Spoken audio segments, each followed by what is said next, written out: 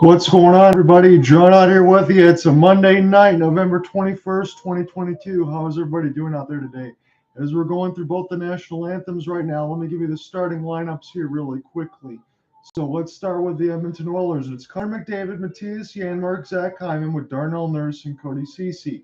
Leon Draisaitl, RNH with Warren Foegele, Brett Kulak, and Evan Bouchard.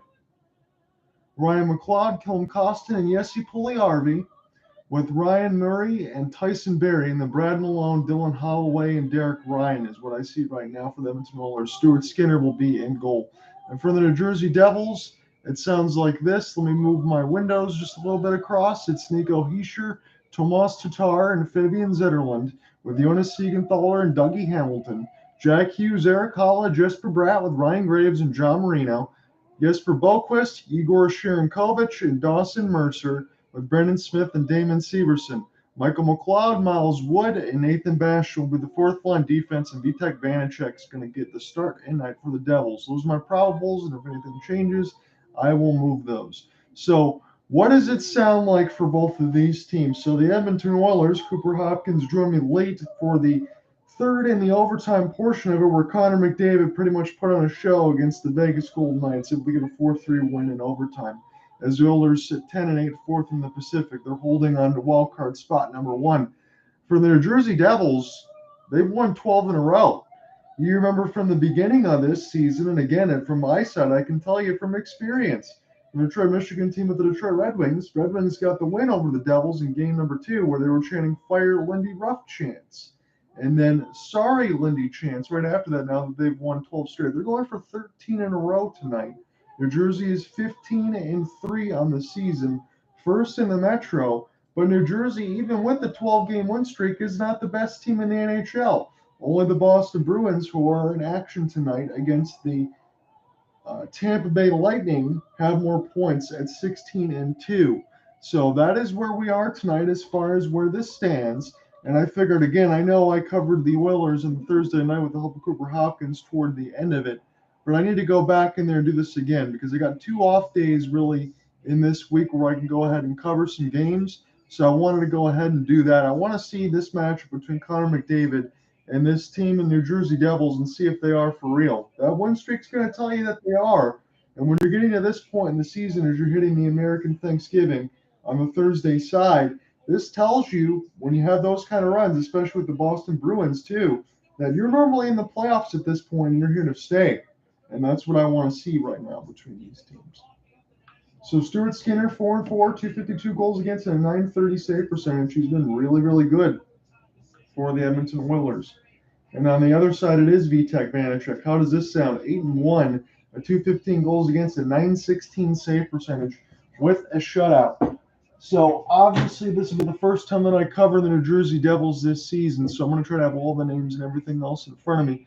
Try to keep everything else all put together. If I do miss a name here and there or don't get as many call-outs, I apologize. But we'll get that cleaned up together as we go forward. So Leon Draisaitl will get set to be able to take the draw, as they're going to have line number 2 here, especially Draisaitl, Nugent Hopkins, and Warren Foegele. As the Devils, when the puck drop and they're underway. So this is a big-time matchup here just for me, too, just to look at the New Jersey Devils for the first time and see what they're all about. As Edmonton able to keep this across the blue line side, but it immediately goes up and on a play.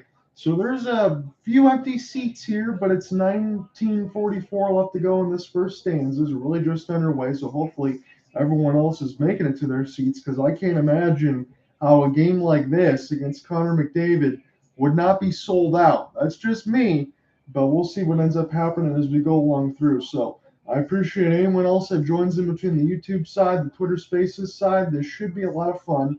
And my next broadcast will not be until Saturday because of the holidays and all the things like that. I won't be able to get as much time. That's going to be Dallas Stars and the Colorado Avalanche. So I will see you after this game on Saturday. So I hope everybody has a great holiday. New Jersey trying to go left to right across your radio dial. It's a 2-on-2. As this gets knocked away, as Jack Hughes tried to pick this up off the backhand, RNH will now go right to left. So the Oilers have the white tops, white shirts with the blue tops, and the Devils are all in red with the black pants. That's what we have right now. And their defensive crew on the Devils side is supposed to be legit as far as locking everything up. And we'll see how that ends up working out between Jonas Siegenthaler, Dougie Hamilton, Ryan Graves, John Marino, Brendan Smith, and Damian Severson. So John Marino coming over from the Pens to the Devils is enjoying the success right now. Stuart Skinner quickly plays this one to his defensive side across the net. And this goes all the way back in for the neutrals. I'm going to turn this TV up just a smidge on this side as we got the Sportsnet feed. Here we're at the Prudential Center. John here with you between Edmonton and New Jersey. New Jersey at home. The fans should be enjoying this one, as I would imagine. Drop pass here from McDavid to Hyman. McDavid, it goes a little too far and picked up now by the Devils, but it's bounced in off the skate and now picked up by Murray. So Murray is going to play this over to his defensive partner and Tyson Barrie and then get it back. Murray play crisscross here with Barrie. Long outlet pass. Picked up in stride by Ryan McLeod, but it gets knocked away. And now Jesper Bratt will hit this off the kick plate. Shot for Eric Halla, and that one just whistled wide off the 1T at the left post as good fighting for the puck. But we have a penalty, hand in the air. This is going to put New Jersey Devils on the power play as Quinn Costin's going to go to the box. And we'll see what the Devils' power play is going to look like. 17:57 left to go in a scoreless first. John Ott here with you in New Jersey from the Prudential Center. We're going to see if the New Jersey Devils can make this 13 wins in a row tonight. And again, that is just something that isn't normally said. And you have, just like we said with the Boston Bruins, who run away with the Lightning. That's tied at nothing with 17 minutes. Only the Bruins have the better record. So Kostin in the box for holding, as the Oilers have to kill off something quickly. And this is dumped down the ice. I'm going to move my windows around here on the computer side, get everything else all set up as the Devils look now to break out left to right across your radio dial. It's the first power play of the contest, minute 40 left to go in it. Devils. That's an immediate one-timer goal after the setup for Nico Hischier right in the slot, and the Devils strike first. First blood on the power play as Stuart Skinner had no chance, and Kostin has to put his head down, go right to the box. Jesper Bratt makes it 1-0 Devils. My goodness, that was a silky skate in there, right across for Hischier off the pass, off the bring in into the zone. It was Jack Hughes that brought it in. Threw it across to Hischier, passed it right in the middle of the slot to Jesper Bratt. Tic-tac-toe, entering the zone with the help of Jack Hughes, and the Devils make it 1-0. That was way too easy off that puck entry. And again, everything that I've heard about the Devils not only is legit, but they play the same way regardless of the team that they play. So certain teams that you would expect, maybe they'd play down to their competition during this time. Devils don't do that, as there's a huge hit toward the neutral zone as one of the Edmonton Oilers got knocked out on the heavily padded wallet and picked up now by Hischier. Now to Severson as he's going to get this one in. Jesper Bratt has third goal in the last 4 games. Hischier trying to join in, but he overskated it as the Devils try to put this back toward the defensive side with Jonas Siegenthaler. And McLeod will get this one down deep, but they ice it. So Devils are going to get an offensive zone draw. So on their first shot of the game, make it 1-0 New Jersey as they got the lead over the Oilers. So big time win on both games. I appreciate anyone else that joins in between the Twitter Spaces and the YouTube side. This should be a good one here tonight between New Jersey 15-3, trying to go for 13 straight wins, first in the Metro again, only behind the Boston Bruins for the best record in the NHL. The New Jersey Devils and the Boston Bruins. Who would say that right now? For those two teams, you think one of them was still rebuilding and one of them is old, and they both wouldn't make it. But right now, it seems like before American Thanksgiving, you can pencil both of them in. So Tomas Tatar, it's worked up the puck right now as Evan Bouchard. Has this one gloved down by Hyman. Hyman's being worked over by 3 different Devils as the puck's immediately turned over. Tatar with a wrister. And that one goes to the right side of the post and just high over Stuart Skinner as he was looking for a pass maybe after that too. But the shot was a pretty good idea as the Oilers looking for a tip out in front of the slap shot from the D-to-D side. And this goes back toward Niemelainen, third line defense here for Jay Woodcroft, Scott. So there is a couple of changes even before my starting lineup probable. So we'll have to mark those in there. There's good work there by Hyman to dislodge up the puck, but now picked up off of the pass for Wood, and that one is a little bit too far, and it's going to be a icing against the Devils. 1-0 Devils have the lead right now. John Ott here with you from Prudential Center. Hope that you enjoy this one right now. I'm just going to have this simple vote in here. The Devils make it 13 straight wins tonight. I got 2 votes already, and both of you guys saying no as we go on there. So we'll see what ends up being the case on that side. I'll pull up my ESPN box score as well. Get that all situated as we have a neutral zone face-off. So it's 2:25 in the first was the goal. Just running the power play is 8th of the season from Nico Hischier and Jack Hughes. And that is where we stand right now.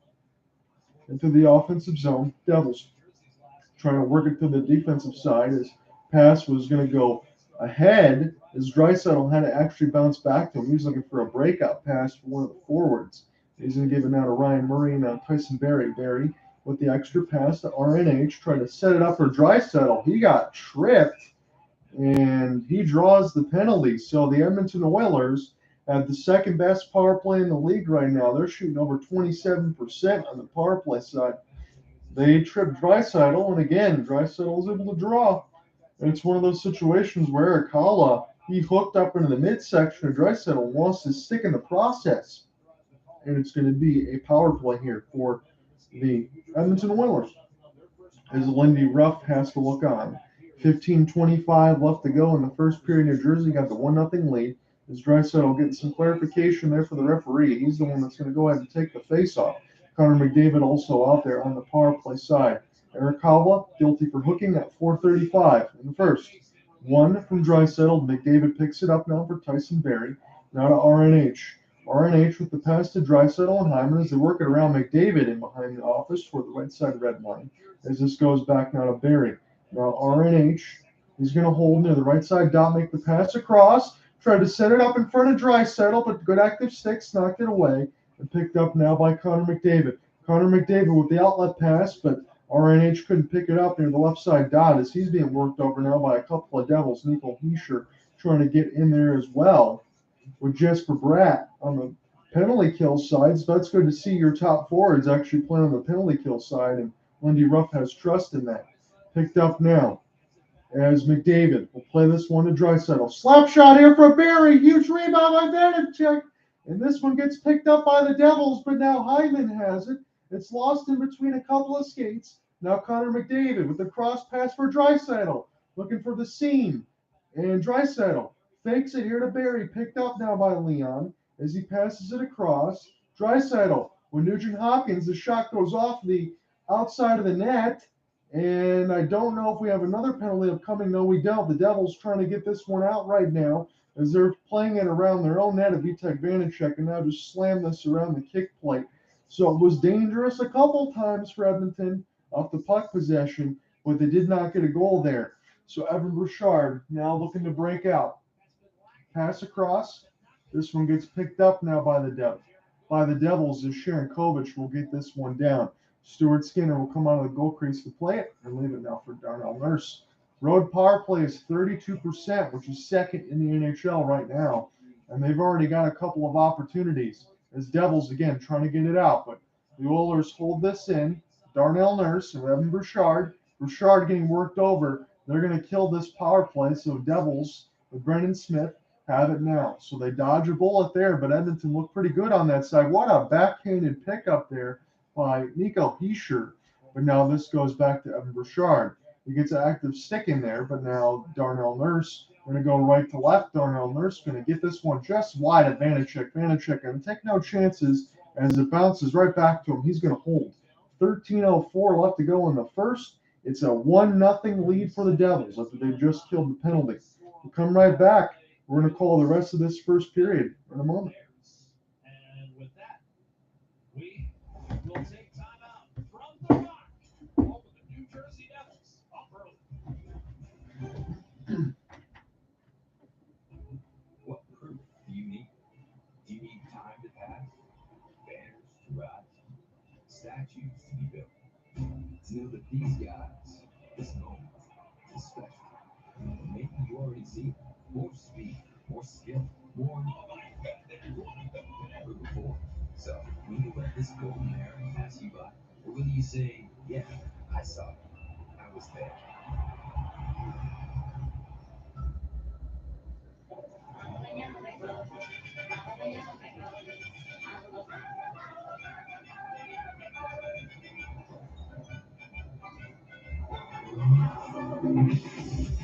Heart pounding inside, intelligent technology, outrageous performance. Discover a new world of possibilities with all new take-on Lexus RX. Never lose your edge. At the Home Depot, we have the tools to make holiday magic, especially when it comes to getting the perfect gift. For all those project doing, technology loving, holiday hosting, tool organizing, woodshop working people in your life. And gifts for everyone else in between. Get Black Friday savings all through November at the Home Depot. How doers get more done. Specsavers, quality eye care and eyewear should be affordable for all. Should have gone to Specsavers. So during the 12-game win streak, as I just come back in here, 18 players with a point, 16 players with a goal, 9 with a game-winning, 12 with multi-point, 5 with comeback wins, and 3 OT wins. So 18 with a point, 16 with a goal, 9 with a game-winning goal, 12 with multi-point games, 5 comeback wins, and 3 OT wins during the 12-game win streak for the New Jersey Devils right now. As a defensive zone draw by New Jersey, going to get picked up now for the defensive side as they're going to try to get this out. Picked up now by Wood as he makes this pass across now to John Marino, the defenseman, trying to pinch all the way in toward the right side.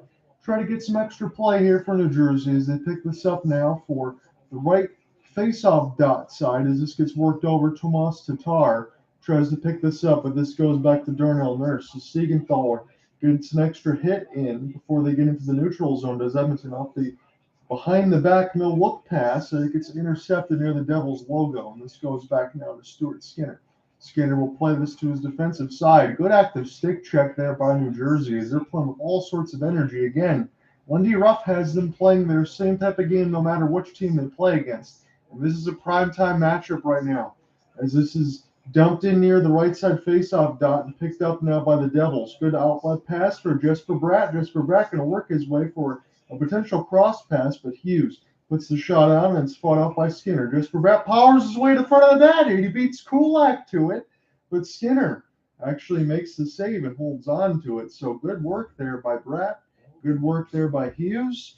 As New Jersey has to a good start right now, they have a 1-0 lead, courtesy of a Jesper Bratt power play goal from Hischier and Hughes. Hischier with his 11th assist, Jack Hughes with his 13th, Jesper Bratt with 8 goals. And I know what people say about it as far as what's going on.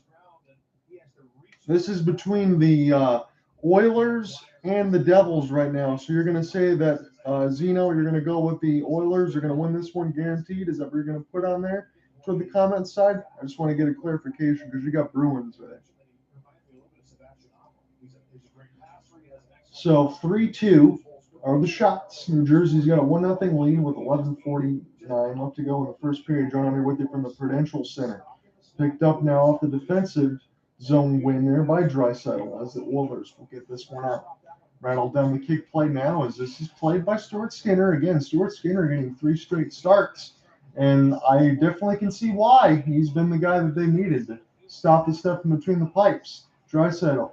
And behind the cage, you're going to leave this here for Ryan Nugent-Hopkins as this goes back to the defensive side between Darnell Nurse. It gets blocked by the Devils defense, and now it's a 3-on-2 developing. Dougie Hamilton with the slap shot, and that one gets blocked there by Brett Kulak as Hamilton's in there trying to get a couple active hits and some stick checks, and Kulak will get this one to his defensive partner. Long outstretched pass looking for Draisaitl. That one just missed as Kulak was also there as well to try to get in through a partial Blake, and now Ryan McLeod in there as well. They're behind the office of Vitek Vanacek. Ryan Murray with his backhand goes right into the Devils, and this is dumped down the ice. It's going to be icing as then Alainen gets there first, and it's a Edmonton offensive zone draw upcoming. We're just about halfway through this first period, 10:46 left to go in. So you got the Devils winning this, and again, I wanted to throw that out there as far as the question. They look good here early, and the Edmonton Oilers, I will tell you this, with 10-8, that was a big win over Vegas. But again, this New Jersey team, it's the first time I get a chance to cover them all season. I want to see how legit they are against this high-powered Edmonton offense. And I feel like what I see so far looks pretty legit to me. So this is stuck in behind the corner as Janmark turns it over. And Hischier will just hit this off the embankment.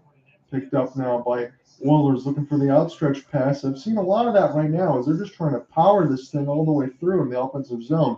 As the Devils are kind of just letting go of the neutral zone and they're locking down the offensive and defensive zones here. That's what I'm seeing at least. As the Oilers are trying to dictate with an outstretched pass. So picked up now by the defensive side of Marino. Another bomb pass here by New Jersey this time, but this one eludes Boquist as Darnell Nurse will pick this up on the hybrid icing as we have hit the halfway marker now.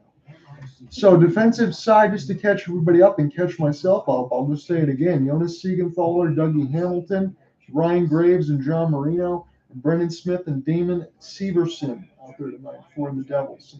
I'll have to keep that locked in the memory banks up here because, again, this is the first time I'm covering this team, so I'm going to have as many name call-outs, but I will do better as we go along.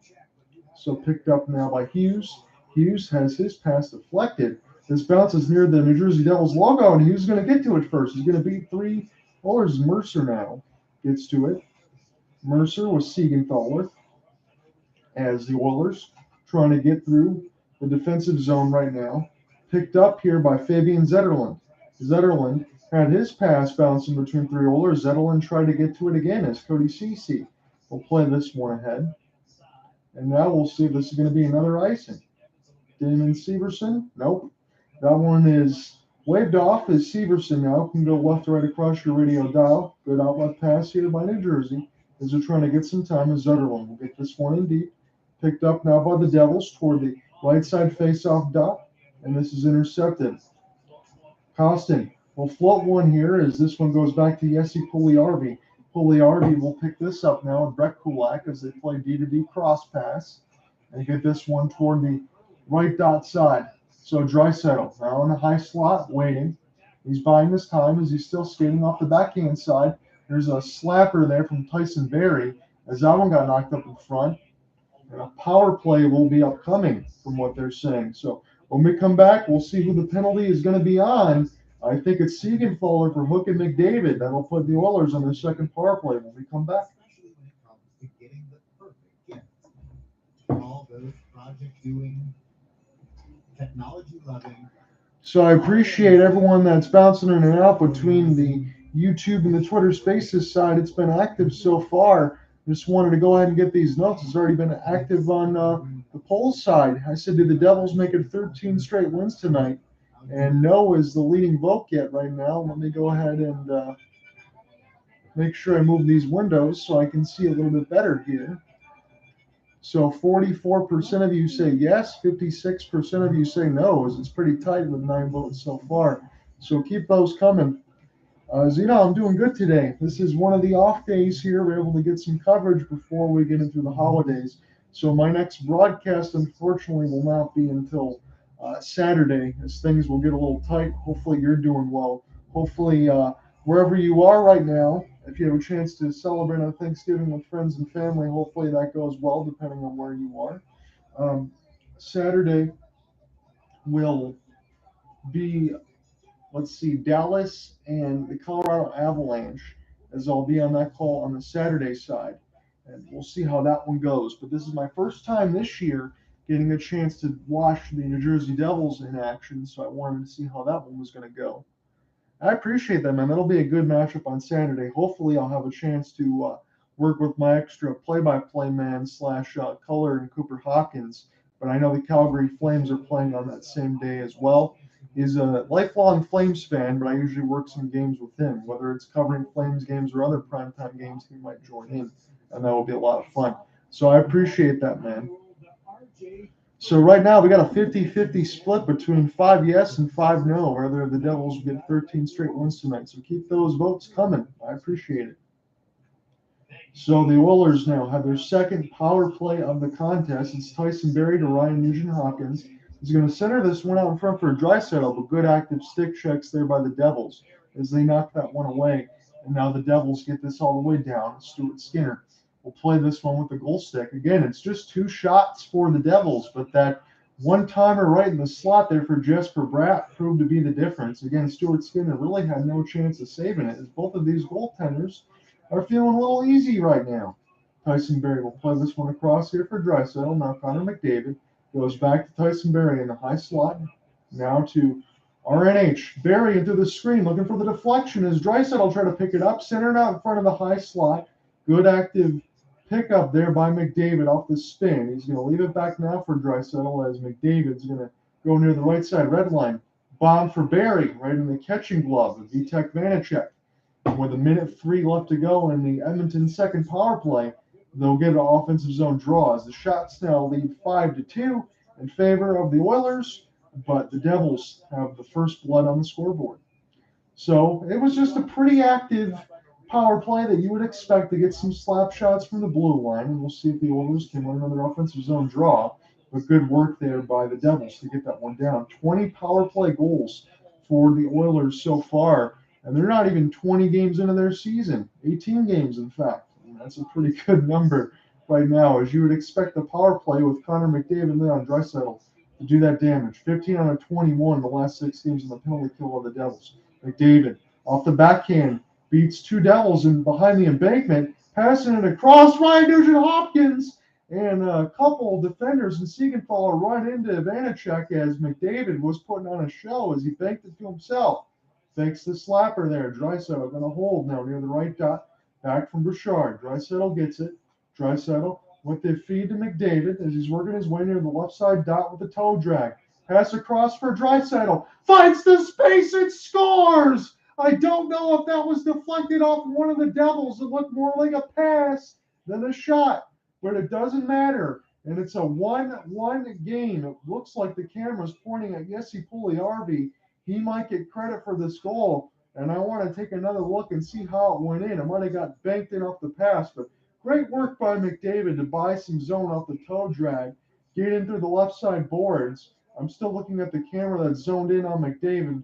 McDavid fires one on, picks it up again into the left side dot. The camera's still isolated on him, so hopefully I can show you how this goal went in. I think this just banked right off of Puljujärvi, and he picked it up off of maybe a skate.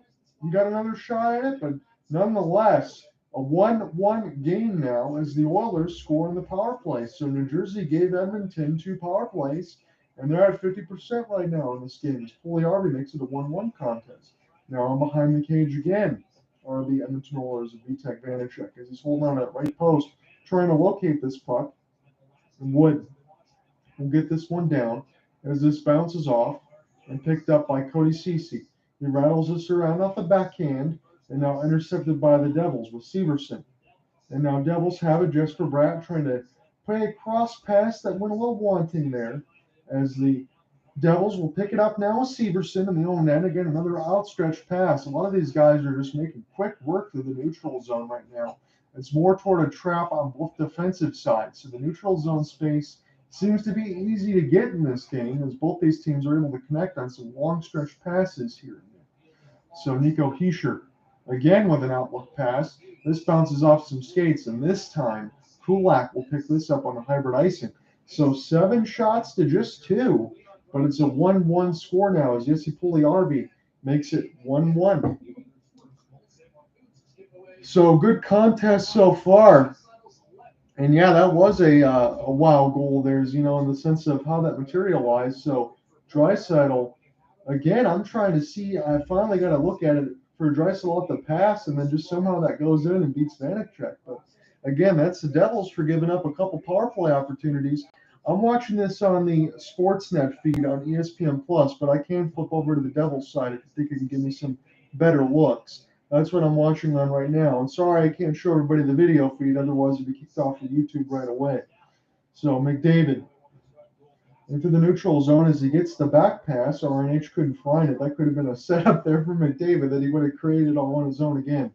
So now, working with it is the Devils as Wood will pick this up near the right side red line. He's going to throw this back to the defensive side as this gets worked away there by RNH. Devils now trying to work their way through the offensive zone, but good back check. Picked up now by Miles Wood. Pass across there. Gets knocked away from Fabian Zetterlund. And now Fogle will pick this up. Tyson Berry's going to wait toward the Jersey Devils logo, and this will go back here for Ryan Murray. As we've hit the 5-minute marker of the first period, it's 1-1 between Edmonton and New Jersey. Again, this is one of the other off days. My next broadcast will be on Saturday, but I had to go ahead and look and see what this is going to be all about. I apologize just covering the Oilers on Saturday between the Golden Knights, but I really had to tune in to this high-profile game just to see where we would get to and see if the Devils are actually legit. Right now, they're holding just 2 shots as Mercer has it. Mercer going to try to play for a deflection as this goes back to Jonas Siegenthaler off the backhand. And the Oilers now trying to get this out, but this is intercepted by Mercer. Mercer will pick this up down near the right side red line, get around a couple of checks. One-timer save by Sharankovich with the shot, and Stuart Skinner puts it right in his glove. We get the stoppage here with 4:16 left to go in the first, tied at 1.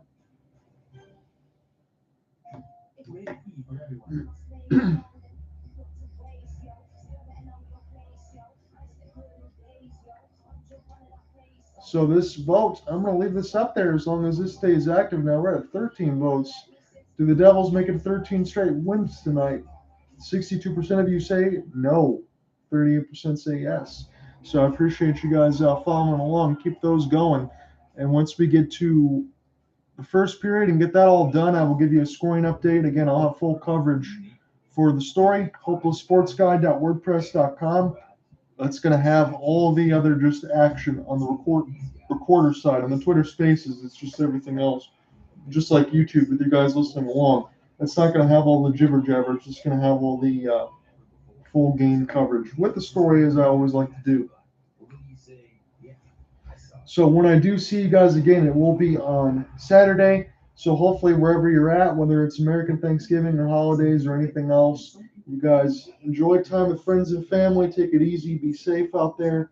And once this game is done, I will see you again on Saturday for Dallas and the Colorado Avalanche. This should be a good battle in the Western Conference Central Division. So if you're at high risk and test positive, don't wait. Ask your healthcare provider. So I'm going to duplicate this window for our box score for the Oilers and Devils, and then I will put a full scoreboard on that side just so we can see everything. It'll make it easier to follow along because I want to leave my lineups and everything else up here. So on the Sportsnet side, most power play goals in franchise history, Oilers edition: Glenn Anderson 126, Smith 126, Gretzky 125, and Draisaitl at 100. So I need to go ahead and make a scoring correction. Right now they got Draisaitl as the goal scorer. That was not Jesse Puljujärvi.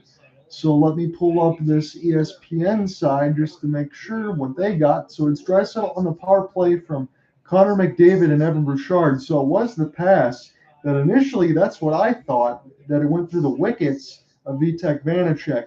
That was the case. So 13 minutes is Draisaitl on the power play for McDavid, his 19th apple, and Evan Bouchard with his 6th. Makes it a 1-1 game with 4:09 left to go in the first. John, I'm here with you from the Prudential Center. Can I link the website? Yes, I'm going to go ahead and put that in there once we get a commercial stoppage. Thank you very much for actually being interested.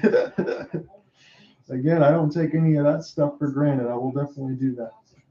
So now toward a defensive side, this is picked up after an Oilers turnover, and the slap shot gets worked away by Stuart Skinner. Bouchard's pass now hits Nurse. Nurse trying to get around Siegenthaler. He cannot, as this is picked up now by the Devils. Devils with a good neutral zone pass. There's Hughes will pick this up beforehand in stride. Good drop pass there, working away toward the net is Eric Haula, and that one just went off the outside of the right post. As Fogle with an outlet pass, and this is going to be a hybrid icing that's won by the Devils, as that pass is a little too far in front for Zack Hyman. 3:29 left to go in the First period tied at 1. John Ott here with you, commentating on ESPN Plus. I got the Sportsnet feed from the Prudential Center. The full game coverage will follow once this is all said and done, and I will put the website in there. So Stuart Skinner against Vitek Vanacek. Vitek Vanacek is 8-1 in the season. And I was wondering from the very beginning, probably just like all of you, whether New Jersey, how good they were going to be, if the defense and everything else was going to fall in, if Vanacek was going to be that guy to hold things down as there's a turnover. Now picked up by the Oilers, cross pass. I could stick this side there by Vanacek. And now Kulak as McDavid will pick this up. Now to the right side, red line. McDavid now working his way to the high slot, looking for the screen. Big deflection, 2 saves by Vanacek as they rob Hyman. And now Kulak looking through the screen as Hyman is right on the doorstep. And now the Devils with the outlet pass, trying to get some things going there with Fabian Zetterlund. He gets knocked down. No call as Thomas Tatar gets knocked down. And the ref's got to jump out of the way. Connor McDavid, extra pass for Johnston. And now Bouchard will get this one in deep. Picked up now by Brendan Smith. Although the Oilers act the forecheck, trying to keep some things going, and some bodies are a little bit discombobulated. They got to get settled. What a block there by Fabian Zetterlund as that one goes all the way back through. That was a diving shot block.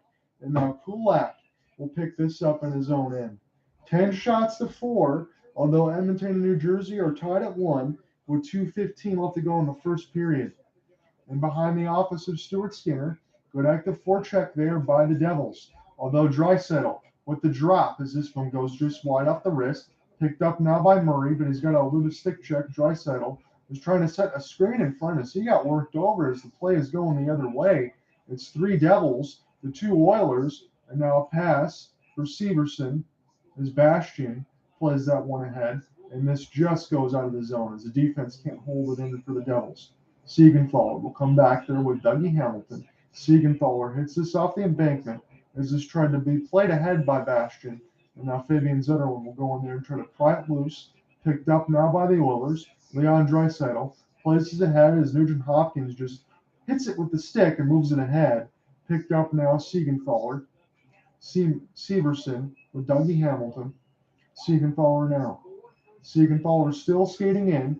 Pass across there for Hala. Tries to hit it off the backhand. He got cross-checked hard by Darnell Nurse. Wondering if that's going to be a call or if that's not called. That was definitely missed as he had his back turned and Darnell Nurse and Hala never had the puck and he got smoked by Darnell Nurse off the cross-check. What a block there by Fabian Zetterlund on Bouchard. Just recalled him a couple minutes ago as he was working his way to the bench. So no penalty called against Darnell Nurse. I think he got away with one there, but it's an offensive zone draw here for the New Jersey Devils. As Hala tries to win this one clean. It's played in between a couple of skates as Hala will get this one back with the help of Nico Hischier. Now to the right side red line. Good active stick check there by the Devils, but Cody Ceci tries to cancel that one out. And now it's a race for the puck for the defensive side. One there by Hyman. Keeps it alive off the backhand. Works his way forehand and shoots it wide. He was in the middle of the slot, but he just had to orient himself off the back turn. He just couldn't do it in time. And now the Devils with Jesper Bratt off the drop pass. And this backhand is routine.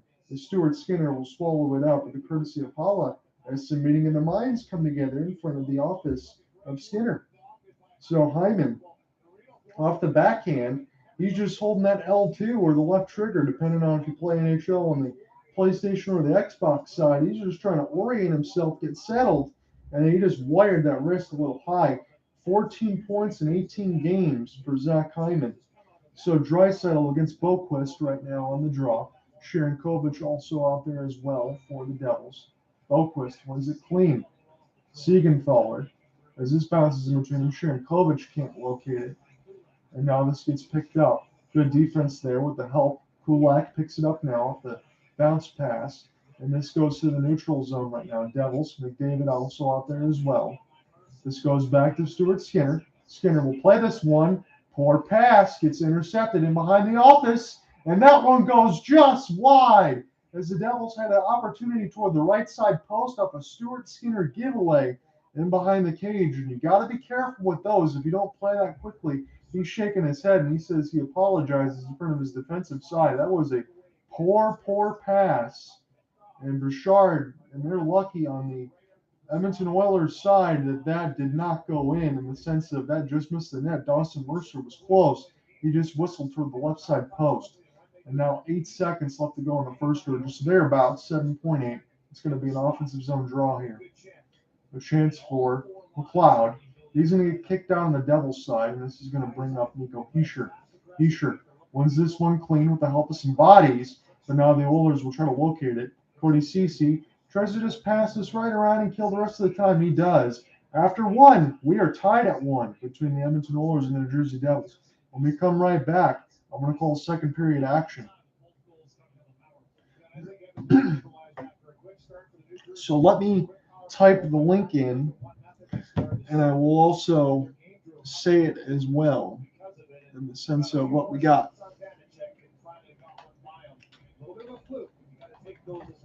A 1-1 after 20, I think they'll take that after how it started for them. Edmonton looking to snap this 12-game run with the New Jersey Devils and win back-to-back games. The Oilers, of course, a 1-1 tie through 20. How about the Sportsnet Central update? So it's hopelesssportsguy.wordpress.com. That's the podcast that you have. Listen to John here at Hopeless Sports Guy. That's a podcast. So you can find that on Spotify, anywhere you get your podcasts. That's where the coverage is going to be on the blog.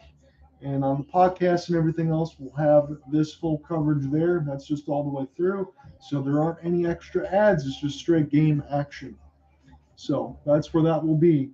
I am going to go ahead for the written stuff. I'll take just a couple minutes here to get this box score all squared away. So sit tight with me for a couple minutes, and then we'll go around the league here. Make your holiday magic. Well, trees for gathering gifts. Lights for lighting up smiles.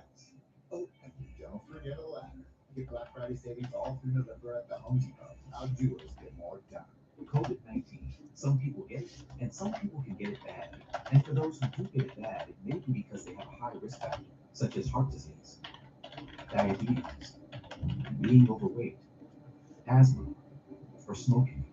Even if symptoms feel mild, these factors can increase your risk of COVID-19 turning severe. So if you're at high risk and test positive, don't wait. Ask your healthcare provider right away if an authorized oral treatment is right for you. Come on, cowgirl. It's time to trim it up. Exhibitionist Stretch and Strengthen Mascara. It's an instant lash extension effect. The best mascara I've ever used. Exhibitionist Mascara from CoverGirl. I'm just going to double check this spelling here for Nico Hischier and make sure I didn't screw this up. All right. Okay, we got that correct.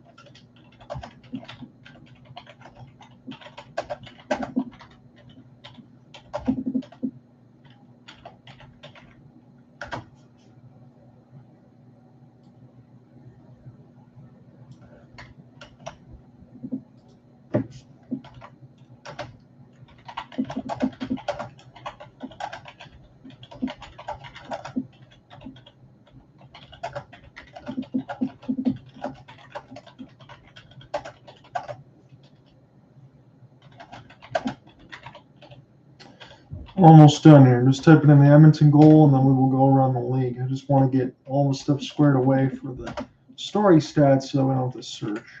Get everything done as quickly as possible. So Leon Draisaitl, again, that was the clarification. It was not Jesse Puljujärvi like they initially thought. The pass that I thought, I went through the 5-hole of Vitek Vanacek. That's what happened. So it was good puck movement in between Draisaitl, McDavid, and Bouchard.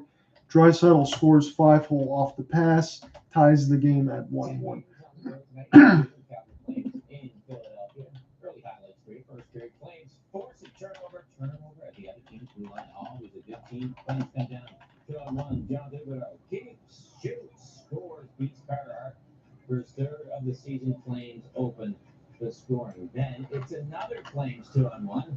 Dylan Dubé shoots, Okay. scores his second of the season. 2-0 Flames. So I know my partner in crime, Cooper Hopkins, is going to understand that I didn't cover the Flyers and Flames game with him, although I wasn't sure if he was even available there because it's toward the holiday. So if we can't really catch up at the beginning of the week, it's going to be hard to do a game at all. So I had to go with the Oilers and the Devils because there's just too much at stake. So again, 1-1 in our game. Let's just go around the league right now really quickly while we all have you here. So it was the Flyers and the Flames. Flames got a 2-1 lead. Tanner Lazinski got the first goal of the season there for Kevin Hayes, and Noah Cates at the 14, the latest goal, I should say. I'm reading it backwards, at the 14:33 mark to make it 2-1. The first two goals were Jonathan Huberdeau from Blake Coleman at 4:43 and Dylan Dubé from Blake Coleman and Mackenzie Weegar. So it's a 2-1 lead for the Flames. It is 8 saves for Markstrom out of 9, 7 saves out of 9 for Carter Hart. Carter Hart would be my, like, again, I know the Philadelphia Flyers are falling out of this, but I think he would get some low-key MVP considerations right now, considering how good he's been, but I don't think he's going to be able to stay.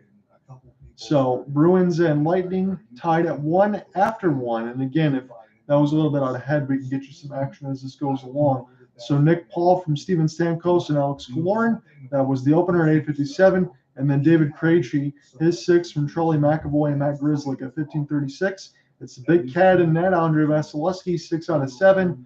And Linus Ullmark, he's been busy. He's starting at 14 saves in the first period. We'll see, Jeff. I don't know that it's true. It is 0-0, as we're really just getting underway between the Islanders and the Maple Leafs, and the same thing between the Hurricanes and Jets. That is scoreless. It's a little bit of a busy NHL night, but not that busy. The Coyotes and the Preds at 8 p.m. Eastern. Ducks and Blues at the same time. Avalanche and Stars, that'll be another big game. If you follow along on Twitter Spaces side or the Colorcast app, although that's going away on the iPhone side, but Twitter Spaces side, if you type in Alec Nava or search Avalanche Stars play-by-play, he's going to have that one for you at 8:30. 10:30 is Sens and Sharks. Don't know if anyone's staying up for that one. Apologize unless you're a fan of one of those teams. Then again, very sorry. But Golden Knights and Canucks, that'll be the nightcap alongside with the Sens and Sharks. Golden Knights have lost 3 of the last 4 games, although they're 14-4-1. Canucks are 6-9-3.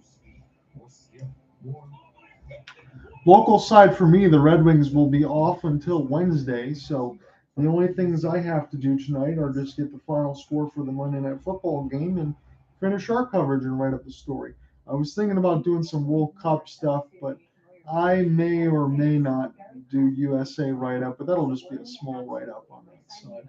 We can look up some World Cup scores. 1-1 against USA and Wales. 2-0. Was it Senegal? 2-0 Netherlands over Senegal, and 6-2 England beat Iran. I don't know if everyone's following the World Cup. That's the time that I would usually pay attention to it, at least.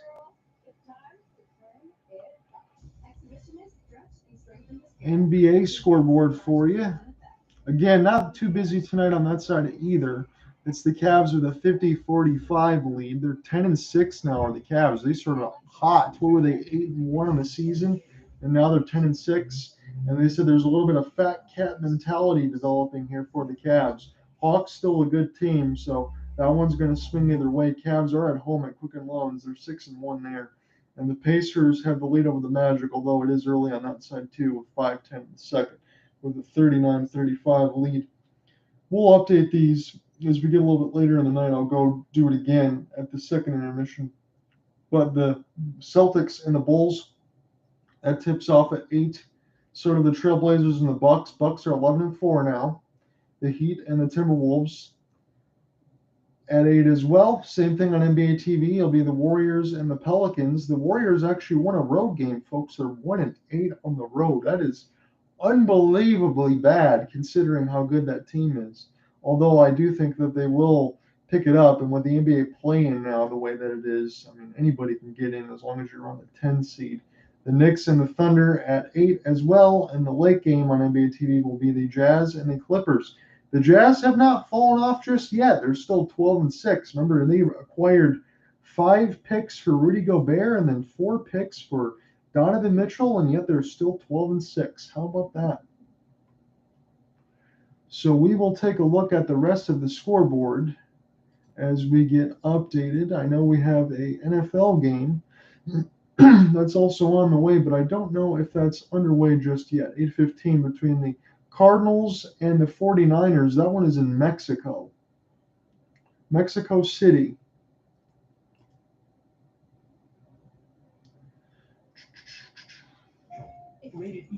Let's see if there is any college basketball scoreboard.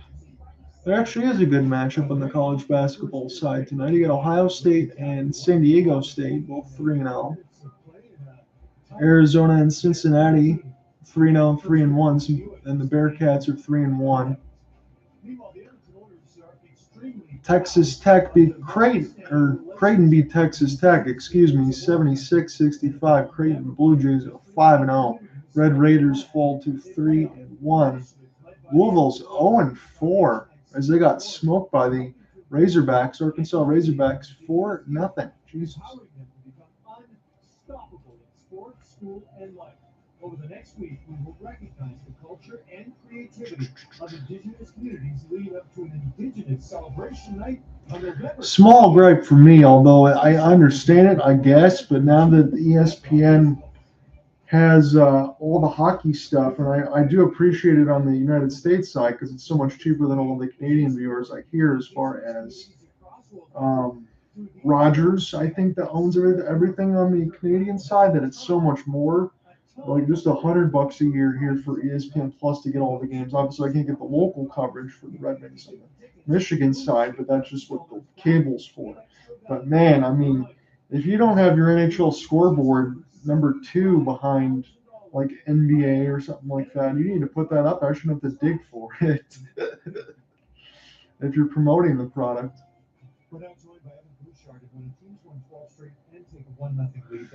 I appreciate that, man. So I got my paycheck riding on the Oilers. How much are you going to be able to get there, Corrosive? I'm excited about what I'm wondering there, because this is a good matchup on both sides. I appreciate that, Zeno. Again, it's just written coverage for me, and then I just throw this in there as well, so you can kind of follow that along. I can't do video stuff because, again, that's just the YouTube with the ugly face cam that you're seeing right now. So I just leave the higher quality audio from the recorder and then have the written coverage. So pretty much for me on the written coverage site, again, you might get some small little recaps of the Pistons and the Red Wings because it's local stuff for me, but those are just a couple paragraphs. Anytime I have something that says with broadcast, that's usually a longer story, and that's everything that's on this side. So that's the ones that you want to look for. And that will be there a little bit later. Really good on the road. Is there just a sense of togetherness that you get when you're away from home, and it shows when it comes to results? Definitely, yeah. The road's a tough spot to be in, but still winning. Hopefully, Corrosive, I can see his comment. If he's still in here, let me know how everything goes with that side. We got 17 votes now in between. Do the Devils make it 13 straight wins tonight? 59% of you say no. 41% say yes. So the Oilers having a chance to come back and win this one, according to everyone else in the chat. And you know what? I'm not going to call anybody a liar. I would definitely say this. New Jersey would better suit themselves staying out of the penalty box. Look, I know it's an obvious statement, but you cannot do that against the Edmonton Oilers. They will absolutely make you pay.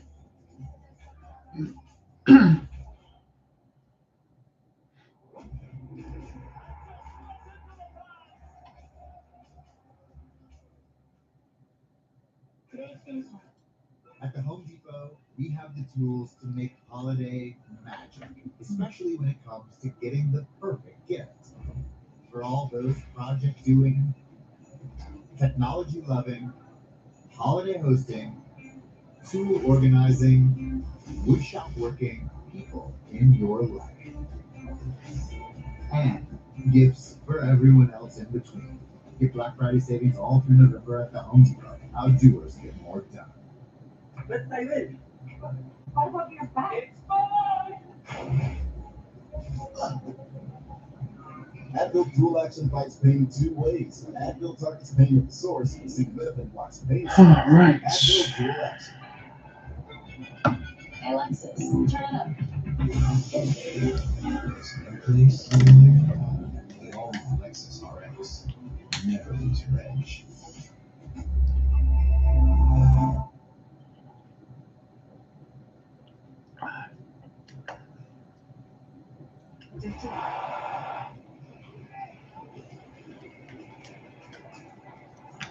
I do appreciate anyone that comes in between the Twitter spaces and the YouTube side, jumps in and out. There are streams where you're able to actually watch the game if you choose to. Just go ahead and search up some of that stuff on YouTube. You'll be able to find it as far as all of that. But play-by-play coverage, I got you for that side for the rest of it. So leave your questions and all that stuff in the bottom. I'll try to get to those as quickly as possible. Once we get a break, when we get back into game action, I'll go ahead and check this window. And I'm just going to leave this poll question the same. I'm not going to change it here. It's been active.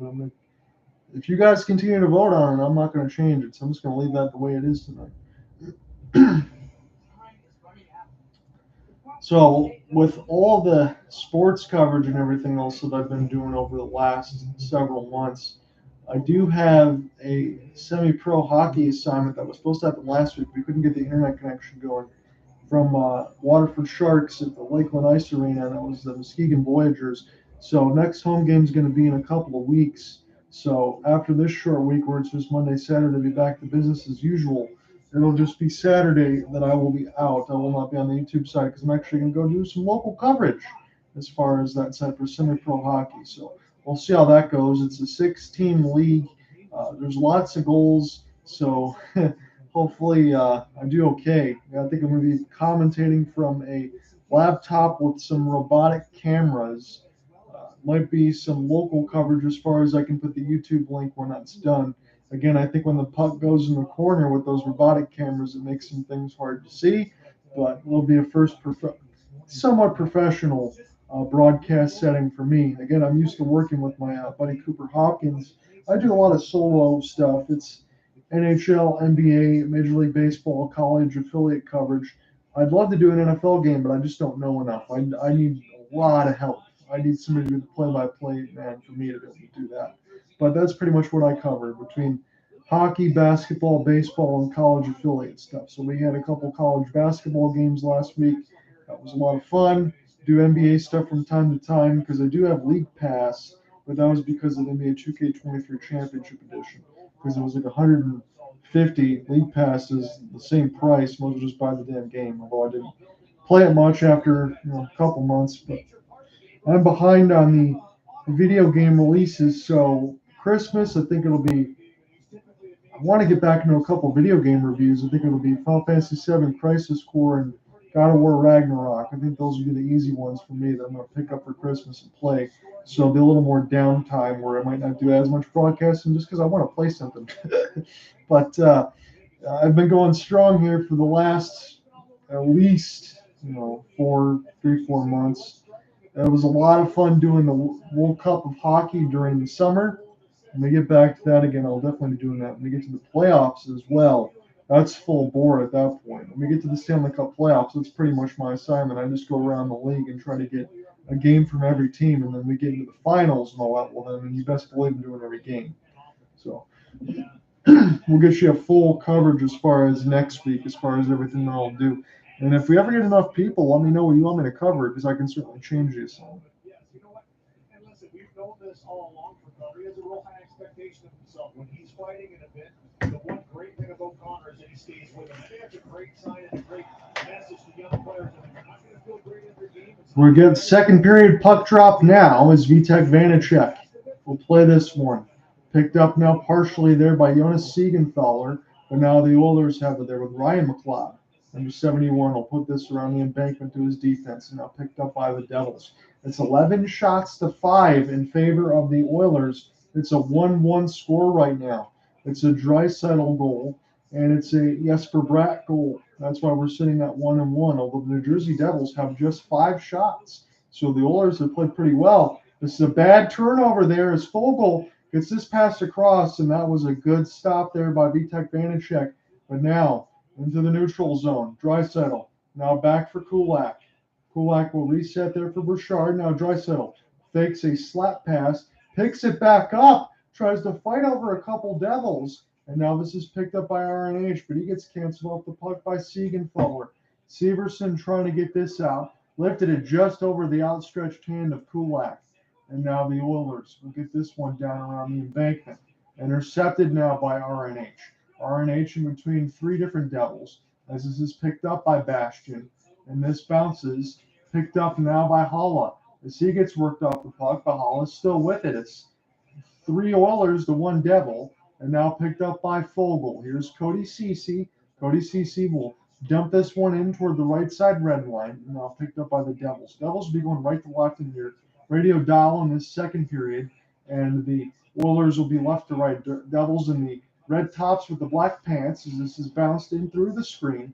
This is saved by Stuart Skinner as a hit off the outside of the net as well. Jack Hughes looking for the slap pass, and that one goes just wide. That was a chance for Hischier, and he just whistled it way wide on the top boards. He should have done much better from where he was near the right side dot. It was a dot-to-dot feed there from Hughes to Hischier, and he whistled it wide. So this is going to be an icing. This will be against Darnell Nurse. Zack Hyman couldn't get there. So 1-1, 17:50 left to go in this second stanza. John Ott here with you from the Prudential Center. We're trying to figure out tonight between this big game between the Oilers and the Devils, whether or not the Devils are going to make it 13 straight. That was a gorgeous sauce from Hughes, to Jesper Bratt looking for his second. And I don't think he could have settled that puck down. That was the problem. It was a good-looking pass for Hughes. It had a lot of speed on it. He just couldn't settle it down. 47 goals on 5-on-5, which is tied for first, so the Devils are good in even strength. That speaks to the point of why a lot of these guys are plus 13, 14. Here's a chance for McDavid. Backhand forehand, and the net comes loose. And that was a good stop there by Vitek Vanacek. He did not bite on the McDavid moves. That looked a lot like the Vegas goal against Aiden Hill in the sense of he's turning on the Jets, leaving the team in the dust. And Brandon Smith, to his credit, he did his best to stay with McDavid. Parr moved toward the net and is going to go back to the players' bench and get a breather. 14th overtime goal for Connor, number 97, as he got one on Saturday night. He's sure trying to win the defensive zone draw. He cannot. This is battled in between a couple of bodies. This is bounces off the stick of Vitek Vanacek now. And the Devils will get an outlet pass as Hughes will play this one here for Hischier. And now Tomas Tatar will try to pick this up as Hughes gets canceled off the puck. Brendan Smith tries to get in off the forecheck. Good work there by Mercer. And that's right in the webbing of the catching glove of Stuart Skinner. Going to stop at 17-11 of the second period. Good contest so far. It's 13 shots to 6, though, in favor of the Edmonton Oilers, but the score is tied at 1 right now. And I'm going to check back in really quickly as we're getting some line changes in between this box as far as everything else that's going on. It's the Maple Leafs and the Devils, the Scotiabank Wednesday Night Hockey on Sportsnet. That should be a big one there as well. But again, it's going to be some off days for me until Saturday on that portion. We get back on the YouTube side for all the holidays. I just can't commit to everything else right now. Plus, I got to spend some time with the missus. Don't want to get myself in trouble here. So down to the neutral zone and picked up by Eric Halla. And now the Oilers. Hits us off a couple of sticks, some hands in the air there. Siegenthaler just keeps trying to knock this one down and bounced in front of him a couple times. And now it hit Vitek Vanacek. And now the defensive side there of Dougie Hamilton. Going to pick this up now with Ryan Graves. So it's Ryan Graves and John Marino out there right now for Lindy Ruff squad. Good entry there by Hughes with the pass across. As this gets moved ahead there for Graves as he fires one wide. Picked up now by the Oilers. And Costin. Costin will get this one toward the left side dot. Canceled off nicely there by Nico forecheck. Good spin around there. Hughes able to fight through the body check. And Arakawa.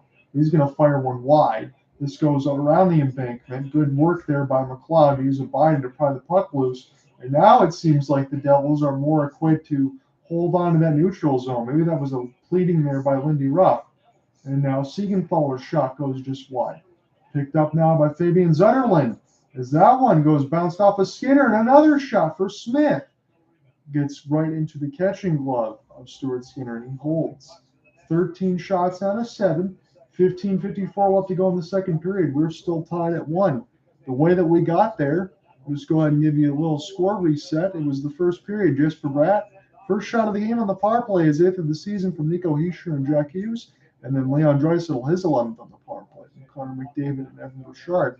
So I'm going to make sure on my box when we get a commercial, I'll mark those as PPGs because I got everything else right except marking that.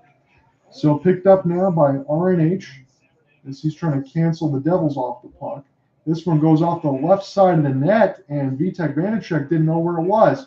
Here's a one-on-one pass as this gets knocked away there by Boquist. And now picked up by Boquist off the second effort as the shot got blocked there by Draisaitl. Devils will get this one down as Fabian Zetterlund will drop this one to Smith. Smith has to be quick off the outlet pass, and this goes to Marino. This is play with the stick blade there of Stuart Skinner and rattled around the kick blade between Tyson Berry. Now into the neutral zone, picked up now by Jonas Siegenthaler. Siegenthaler plays it to Wood. Wood with the drop pass entry. Siegenthaler in the middle of the slot. Good save there by Skinner. Again, just swallowed it right up there with the catching glove. Siegenthaler winning a little bit of that mask there up and toward the face to make sure you don't get anything across. I want to look on the injury side there if they show it for the Devils.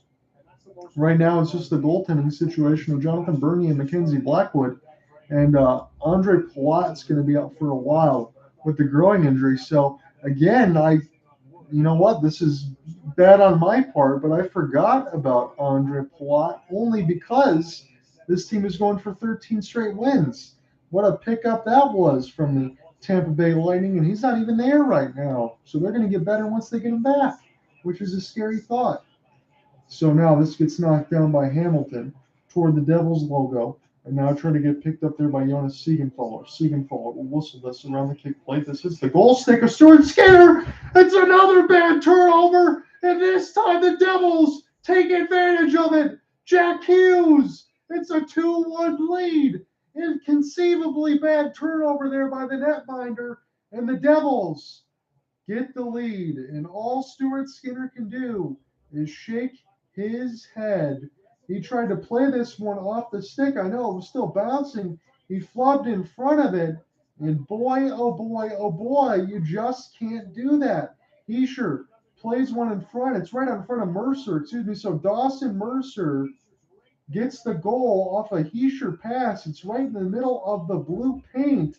Mercer scores. He gets the gift from Skinner, and it's 2-1. Boy, oh boy, that is not a good goal to give up there. But that's the second time that Stuart Skinner just had some problems with the puck. And now here's Hala. He's looking for a left side, short side wrist shot. And now this goes back down the other way. Smith is going to have to try to play this one. And now here's an opportunity as this is centered out in the middle from Puljujärvi and McLeod. And that one gets knocked out of play. 14-20. Now we get some pushing and shoving. As Puljujärvi will come together there with one of the Devils. Not a good goal to give up for Stuart Skinner on that side. That is going to make you feel sick if you're an Edmonton Oilers fan. Look, I understand when that pass was played and he was trying to get a piece of it with the stick, it was already kind of bobbling around.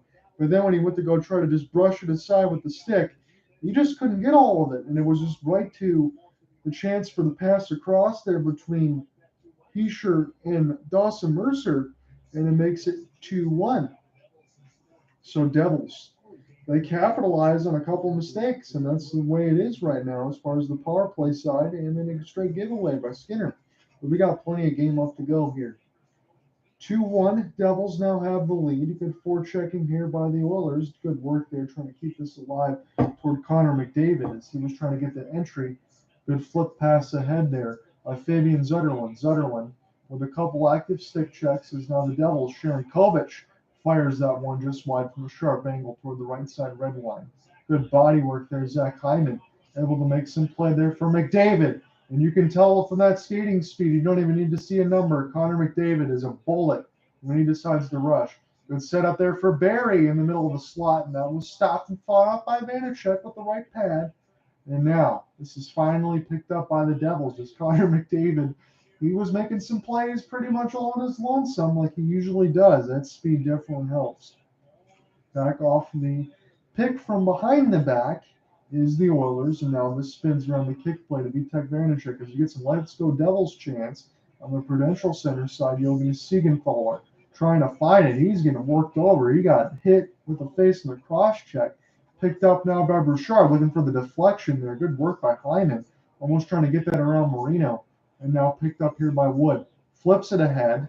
Back out of the air. Now Siegenthaler will go back to his defensive side of Dougie Hamilton and Marino. As this one gets picked up now by Brett Kulak. As it's a fought in the corner there. Bastian trying to win it. Mackenzie Wood holding him toward the middle of the slot as this gets dumped in there deeper. Wood will be the first to get to it now. Centered it dangerously out in front toward the blue paint as Bastian tried to tip it. And now this gets picked up on McLeod on the Devils side because we've got a couple McLeods here on the ice. And this one goes down the ice. So Siegenthaler will reset in behind the cage of Vitek Vanacek as the Devils looking to go right to left across your radio dial. Pass a little too far. Dawson Mercer, the latest goal scorer. He tried to get a piece of it now, and now the Oilers will go 2-on-2 the other way with Ryan Nugent-Hopkins. Good power move toward the net, and one of the Oilers got air. That was Warren Fogle as he got ran into by Vitek Vanacek, and he sincerely got air. It looked like Shark Week.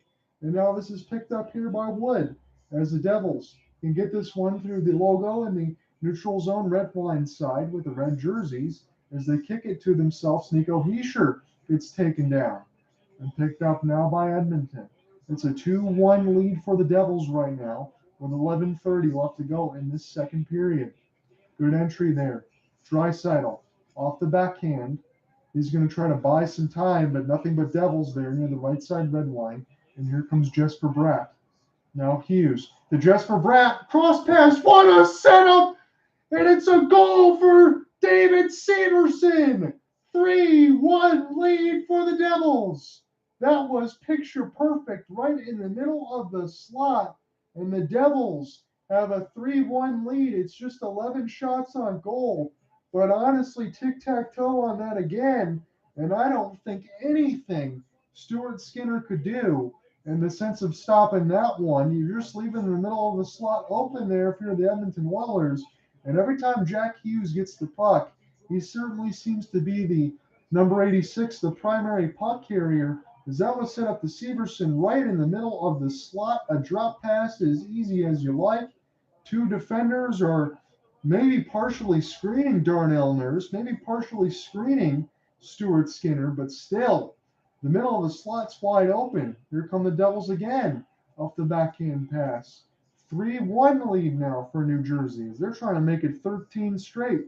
CC will get this one down. Pick it back up now are the Oilers as it was centered dangerously out in front.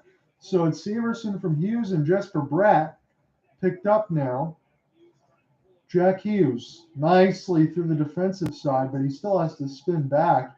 He was able to backhand that puck. He was holding on to the protect puck in between three defenders, and he was able to get through the defensive zone. Good work there by Jack. As this is picked up now by the Oilers. Holston will get this in deep. And Marino trying to bank this one. This goes now as Halla is going to wait toward the backhand of the right side. Fabian Zetterlund has his shot knocked away there. Connor McDavid also on the ice for the Edmonton Oilers, and Edmonton finding themselves in a situation where they're down 2 goals because this New Jersey team looks pretty good. Siegenthaler, as he gets knocked away, Sharankovic picks it up in between a couple of skate blades. Fabian Zetterlund, he tried to touch that one to Sharankovic, and now this goes just wide. Here comes the other way with a skate. Good active stick check there by the New Jersey defense just to knock that one away.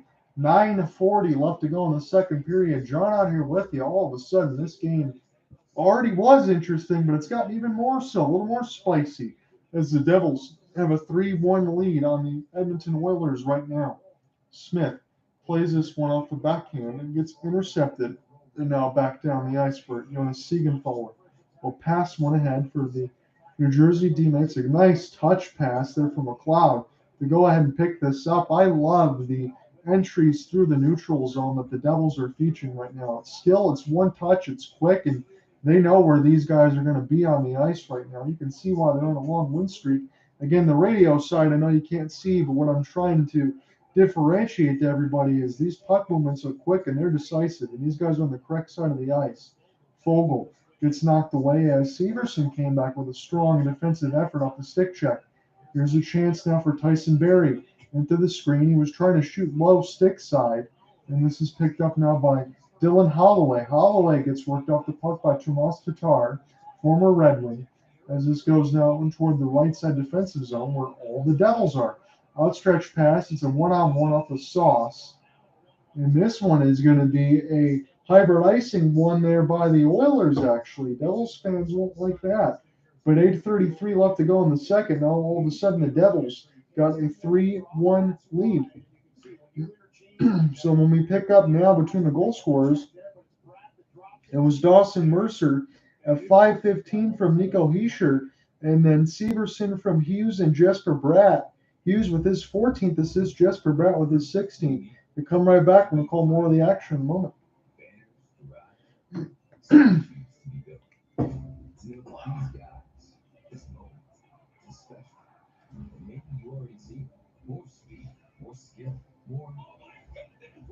So that's 61% that has the Devils no for 13 straight wins. That might need to be reversed right now, but we still got plenty of time before we actually know the outcome of this game. But still, surprise or not, the Devils have taken control of the second period. They took advantage of a gaffe, and then they took advantage of a blown coverage on the defensive side. And regardless of what you want to call it, good teams take advantage of those mistakes, and I would classify New Jersey Devils as a good team. 12 straight wins would tell you that. Nature Made, the #1 pharmacist recommended vitamin and supplement brand.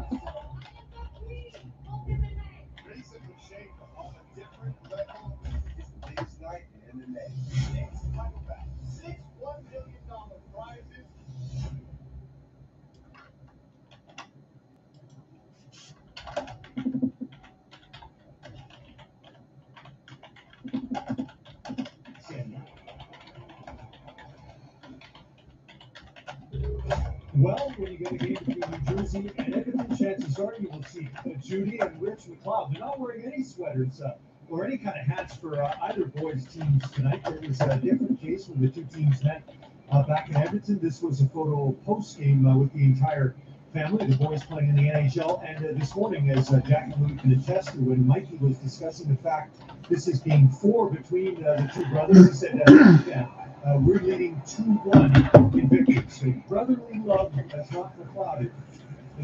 So picked up now by the Oilers in the offensive end. And the Oilers pretty much, I would say this, and I don't normally say this often, they really need to get this next goal as it's 3-1 for the Devils with the lead. Although it's 8:05 in the second, there is tons of time. But I think if you give the Devils a 3-goal lead at this point, even with the Oilers, that could make it very tough. So Draisaitl, and the pass bounces in between a couple defensemen, and that one goes wanting back into the neutral zone. That could have been an opportunity there for the Oilers. So tic-tac-toe pass off the inboards. Try to get rushed in there by Nico Hischier, but this is played quickly there by the defensive stick of the Oilers. Then Draisaitl off the backhand trying to work his way to the forehand.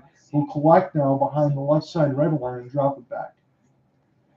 Now the Devils will pick this back up in their own end as they give Vitek Vanacek a look. It's Jack Hughes with a gorgeous pass as Siegenthal able to collect. He's going to take a little bit of a bump there before he can go ahead and take his change right at the red line as the Oilers will play this one. This is intercepted there by the Devils as Brendan Smith will go back to the defensive side. Centered out in front for Hughes as that one goes just wide. Severson, latest goal scorer, will pick this up now as crisscross here for Jack Hughes. Hughes accelerates, cross pass, big save by Skinner, as that was a low deflection there for Eric Halla. And Smith keeps it alive off the skate nicely. Hughes with the backhanded pass in traffic, trying to find Hala, and this gets canceled off. But still with the Devils. Devils in the high slot, still held. This is Severson, fakes the 1T, goes back there to Hughes. Severson still with it now, as this is still front-loaded by Hughes. Now Smith, back across the defensive partner, lets a shot go, big rebound. But all the Oilers there, they were just canceling off that middle, but they let the sides in the D-to-D go. There was a big rebound, a good stop there by Skinner. 6:25 left to go in this second period. I think we're going to get another stoppage and TV timeout. You might as well. And we'll come right back and call more of the action with 6:25 left to go in the second. We're going to bring this face off at center. Right at the Devils logo.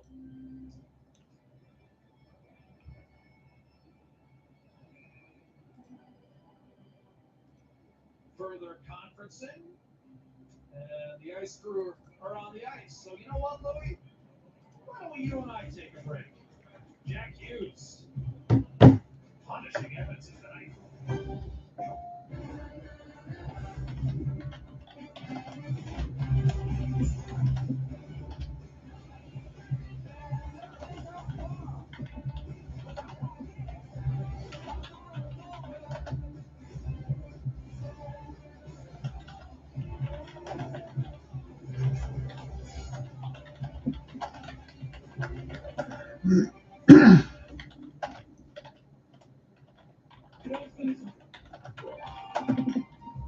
Get the perfect holiday gifts for hockey fans on your list at NHLShop.com. The world's largest selection of officially licensed NHL fan gear with unique one-of-a-kind designs by Fanatics, Adidas, and more. All the latest styles for every NHL team. Don't miss out. Shop now and get today's special holiday offer. NHLShop.com. A Fanatics experience. Enamel is the hardest tissue in the body. It's a protective layer outside your teeth. Pronamel repair is our first line of defense. It goes deep into the surface of the tooth to actively repair it. I personally use Pronamel repair every single day, morning and night.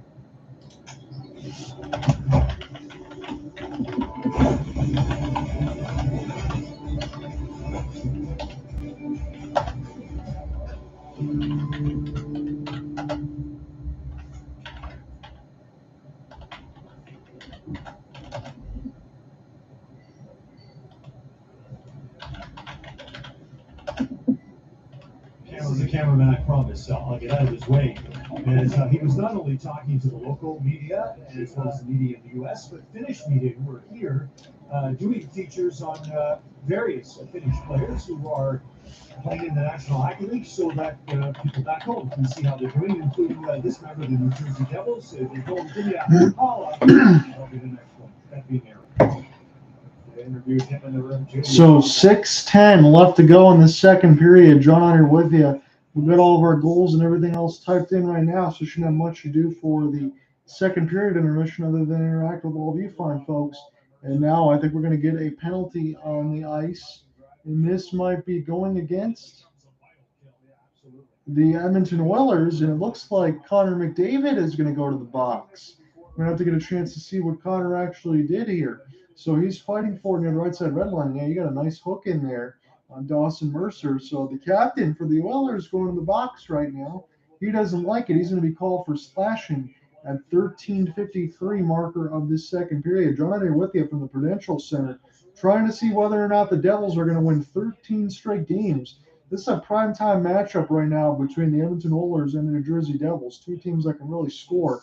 And now it's a situation where the Oilers desperately need to kill this penalty. If they do not, they're going to put themselves in dire straits because, again, this is just me speaking out from the outside perspective, as this being the first time to actually watch the Devils in action. You go down 3 against this team, I think this could be over, even for the Oilers side that can score. Hughes, Severson with the one-timer, and that one gets stopped by Stuart Skinner right in the catching glove. And if I have to say any of these goals are Stuart Skinner's fault, I would play one in the sense of the pass that wasn't really clean behind the net. The puck was already bobbling when he was playing it. He couldn't get a full clean pass. That's what allowed a turnover on that side, and that was just an easy goal. off the second, but the other two not his fault. And on the other side there for Vitek Vanacek, definitely not on him for the other one either. So I would say one on Stuart Skinner that he would like to have back if you're just joining us there. Because if you're playing it behind the net, you turn it over, bad things happen. That's why Steve Dangle says, if you're a goaltender, tend the goal. That's his common phrase. If you ever watch Leafs fan reaction. If you don't, even if you're not a Leafs fan, it's still worth the comedy and everything else in perspective. This is hit off the bankment there. Another one-timer. This gets blocked out in front as this is picked up here by Jesper Bratt. Bratt has this now as he's waiting there toward the defensive side. Back to Jesper Bratt from Hamilton. Trying to find Hughes on the inside pass. And now the power play is down to 1 minute left for the New Jersey Devils. 3-1 is your score as Devils try to get a clean entry there and almost worked in between a couple of Oilers and Cody Ceci. And now Hughes. Now here's a chance for Hischier. Back pass for Hughes. Setting up the slapper and fanned on it was Jesper Bratt. But Bratt can't get to it now as it's bounced in between the Oilers. And they get this one down the ice as Ryan McLeod will clear this one out. So the brothers in between both sides on the Oilers and Devils side respectively is now Tomas Tatar. Will pick this one up off the backhand. Tatar tries to find it now, but good active stick check there by the Oilers. It's a one-on-one the other way. It's one there by the defensive side. As fresh lines will come across for both of these squads right now. Lindy Ruff squad's got to feel pretty good right now. It's 10 seconds left to go on the power play. Don't know if necessarily need to score at this point, but more so that the Edmonton Oilers need to kill this one if they want to have this chance, and they do. And Severson gets this pass. Arakawa, nice off the entry is Fabian Zetterlund. We'll get this one around the embankment. Picked up now by Wood. Holla just trying to center it back there to Zetterlund. And now Zetterlund picks it up off the forehand, holding off the left side post, and the shot is stopped there by Stuart Skinner. And now the Oilers can collect. Draisaitl. Hyman with the spin. Hyman still with it now. Off the backhand, he tried to graze off the left side of the post, centered it dangerously out in front, but this goes right to the Devils. Needs some help there as Ryan Graves with the help of John Marino. Using it off the body, knocking down Hyman. And a stick to the face is going to be called. The Oilers are going to the power play when we come back.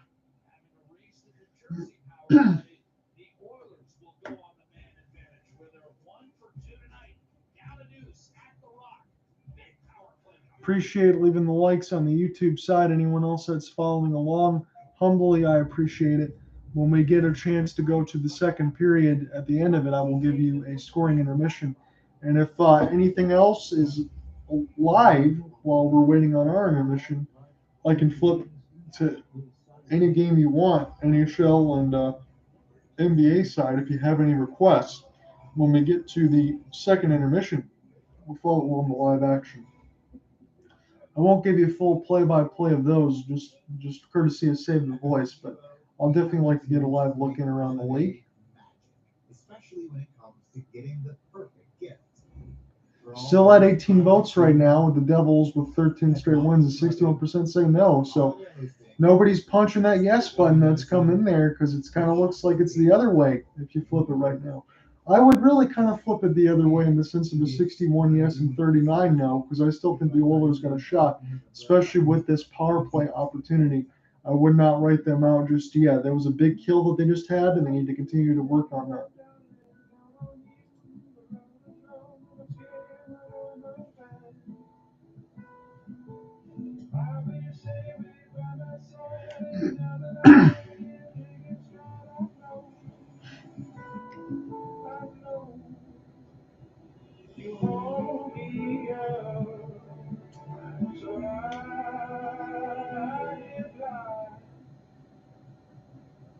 Scotiabank Wednesday night hockey featuring the Canucks taking on the defending Stanley Cup champion Avalanche. That's Wednesday, 6 Mountain, Sportsnet and Sportsnet Now. Miles Wood heading to the box 2 minutes with this high stick on Janmark as he tries to lift the stick. Ooh, wow. Miles Wood got the smoked Matthias Janmark with the stick. He hit him hard.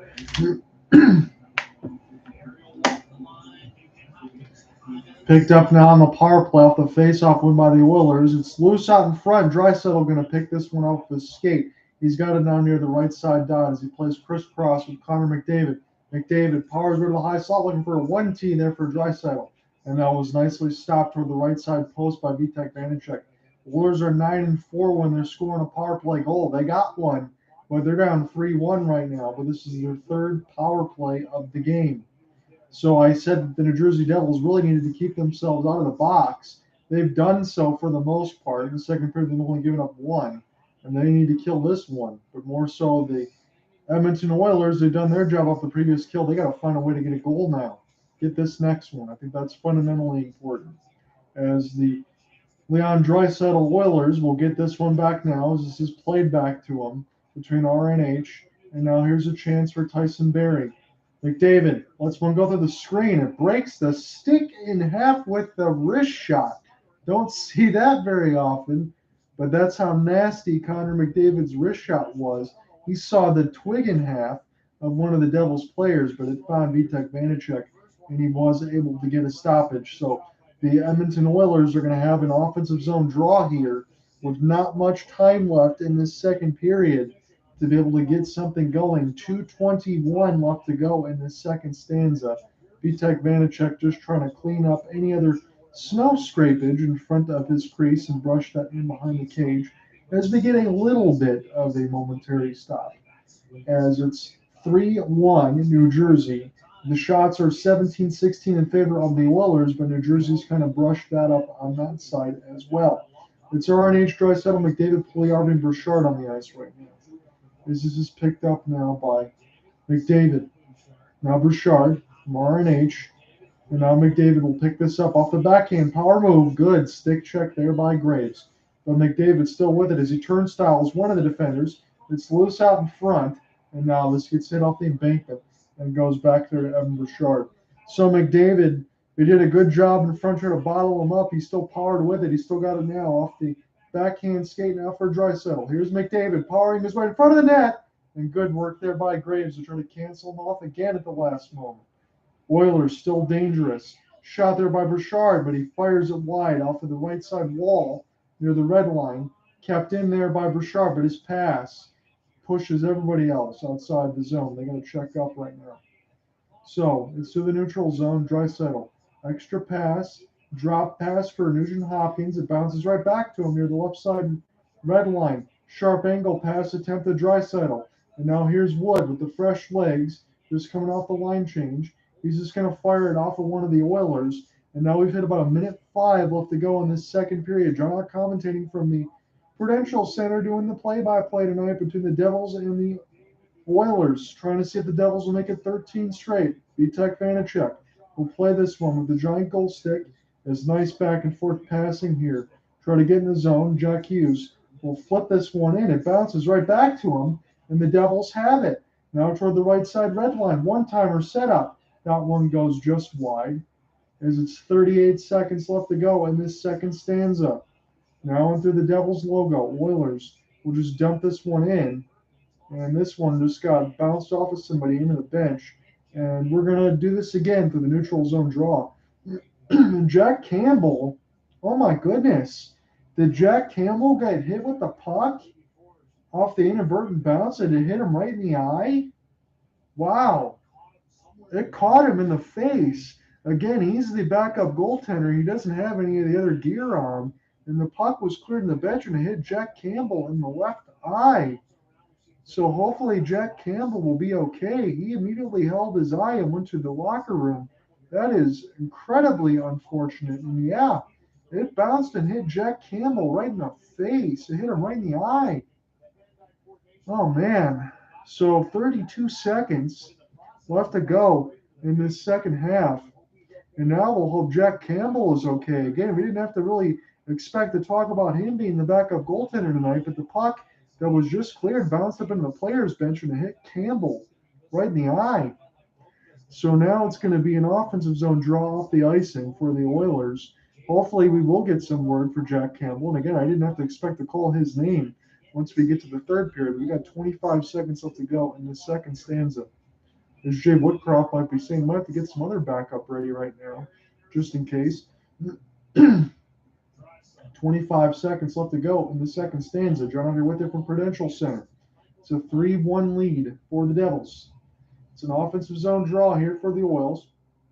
And we'll see if we're just going to do this draw again. Nobody gets kicked out. Draisaitl wins it, but it's one in between some skate blades. Hischier will play this one down.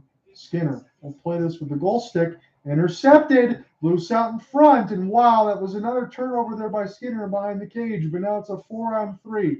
Draisaitl, tons of time left for Nurse to get a shot off, and it blocked off one of the Devils. That's how we're going to end this second period.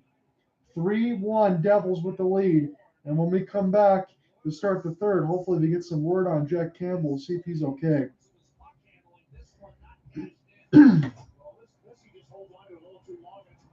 Who is the recipient of a gift the last time that happened, happened in the 2-1 goal, sorry. But this time Skinner's able to battle through it, doesn't find its way in the back of the net, and a good shot block at the last second by Marino as McDavid was on the doorstep, and I think Darnell Nurse is just trying to get it down there quickly. And Mercer taking a look at this one, how to not capitalize again on this play in the offensive zone, but that's the aggression of the New Jersey Devils, and the speed of the forecheck almost causes another blooper behind that. Oilers already with 2 come-from-behind wins this year. They'll look to do it again tonight at the Rock and end this 12th game winning streak for the Devils. On deck, get it, Kevin, Gene, and Bob. Rated E for everyone. So now the votes are 20. It's pretty much getting pretty close to a split there now, but 60% of you still say no. Do the Devils make it 13 straight wins tonight? 40% of you say yes. Let me give you a live scoring update. While we're in the middle of our intermission, there should be some other games going now as we're sitting in the second period. So if you don't mind, we will take a look across the league as far as our scoreboard and any other games that are going on. So right now the Jets have a 2-0 lead on the Hurricanes. Do we want to watch Islanders Maple Leafs or Hurricanes Jets?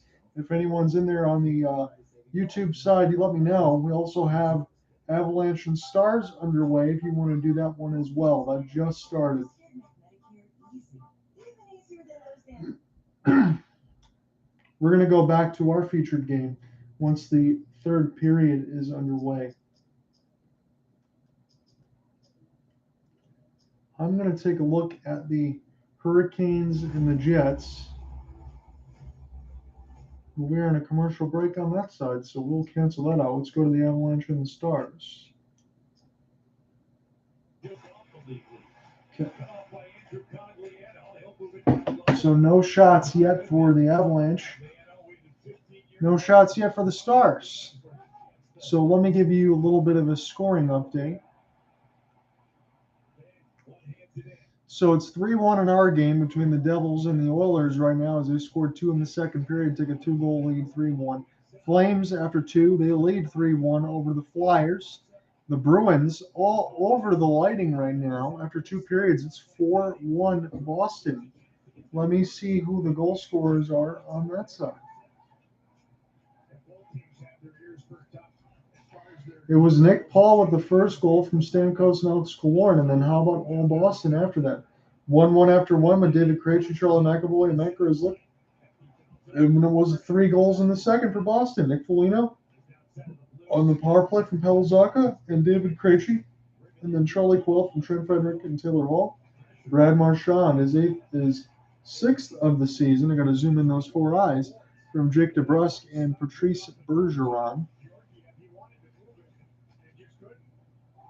It's the Islanders and Maple Leafs tied at 1. We're in the middle of the second period action on that side. It is Noah Dobson from Sebastian Aho, the defenseman, and Matthew Barzal, his 20th assist. Jovan Tavares scored on the power play at 4:49 in the second from William Nylander and Mitchell Marner, as it's 1-1.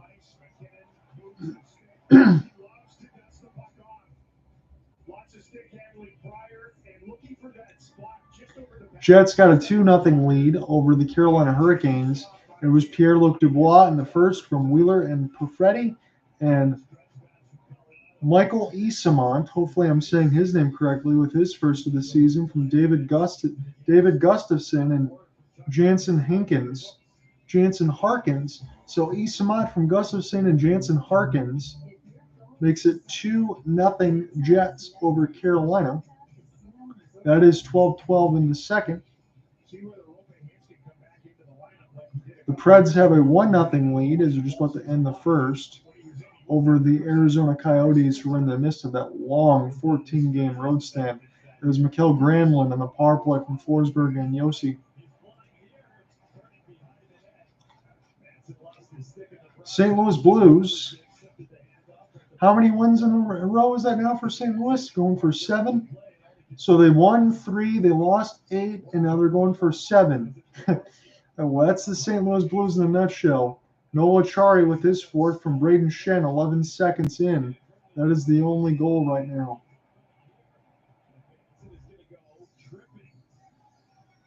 That was a tough sequence there for Mason ever after he lost his swing.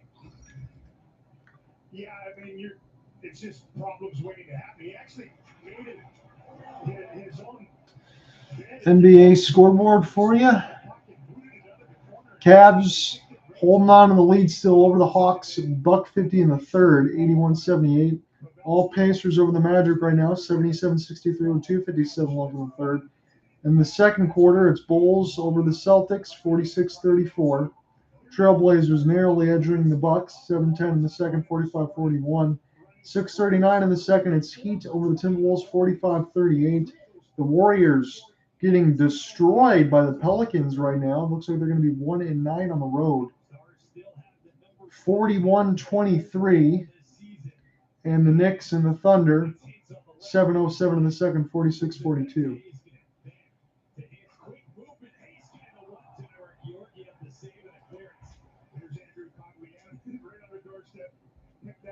While we're in the middle of the intermission between our game of the Devils and the Oilers, I have the Stars and the Avalanche on. But if you have any other requests as far as what you want to listen to as we follow along, you let me know, because I can do that on the ESPN Plus side.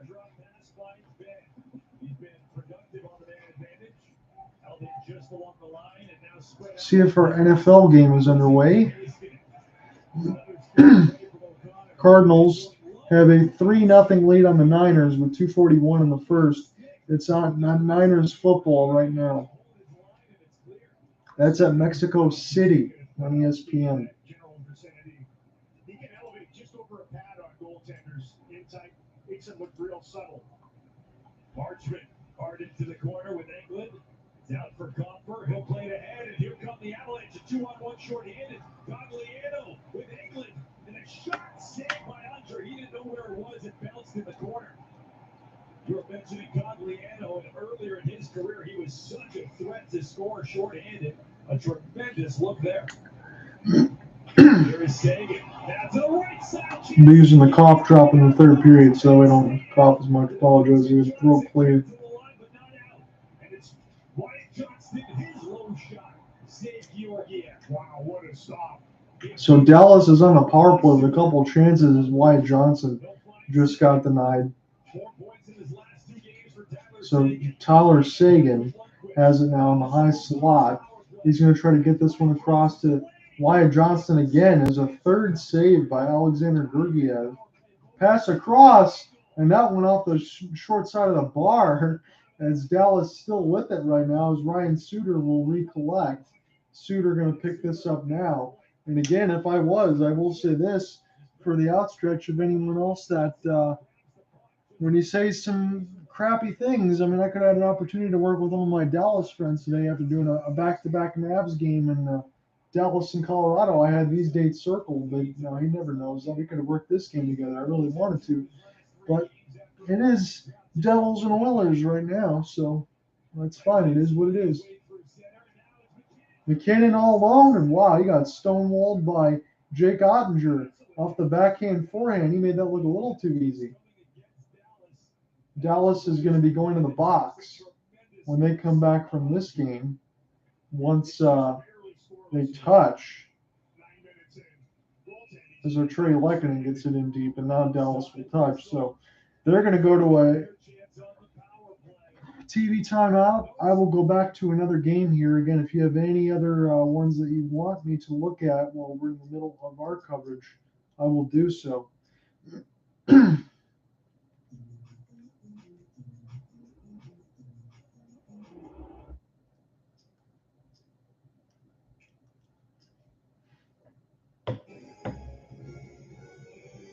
Right now, we got Islanders and Maple Leafs tied at 1 in a live look on this side.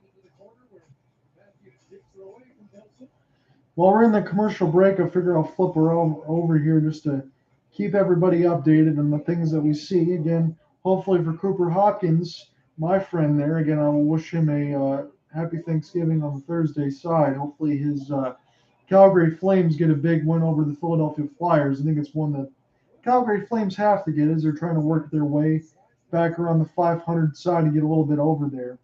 They had a long road stretch of 6 straight games, and the Flyers game is the one that you got to win.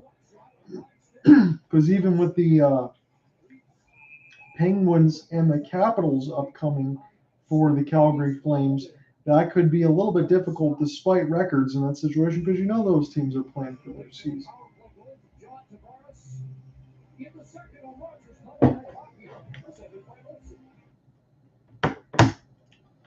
I'm just going to go ahead on the phone side, make sure I get a tell the tape as far as how long the intermission is going to be, so then that way we can go right back to our game. Okay, I got another about 5 minutes here. So I'm going to flip over in between some of these other games while we have the opportunity. So we got the Jets and the Hurricanes. Jets have a 2-man advantage. They're already up 2-0 right now. I'm getting spammed with dating stuff on that side, so apologies, guys, if the stream lags. Again, I'm not single, but I'll take any free pictures. I don't care about that. So Marty Natchez ends up winning this puck, but again, the Jets have a 2-man advantage, and what a stop that was with the glove save as Mark Scheifele got robbed. And still 31 seconds left to go in the 2-man advantage here for the Jets as we're getting some live look-ins while our game is at commercial break. So if you're wondering, again, I'm not fundamentally worried as we look at live look-in between the Carolina Hurricanes about what team that they're going to be, but I see this. Do the Carolina Hurricanes, for as good as their record is, are they scaring you as far as their offensive production and certain other things? I don't think so. I still think they could end up being, I know we're not 20 games in yet, but end up being the same team that they were last year as far as, maybe they won some games at home. They had struggled a little bit on the road. Sometimes they struggle for goals, but their defensive structure is good when it works and when it doesn't. I don't know if they can come back and get a couple goals here and there when they're behind.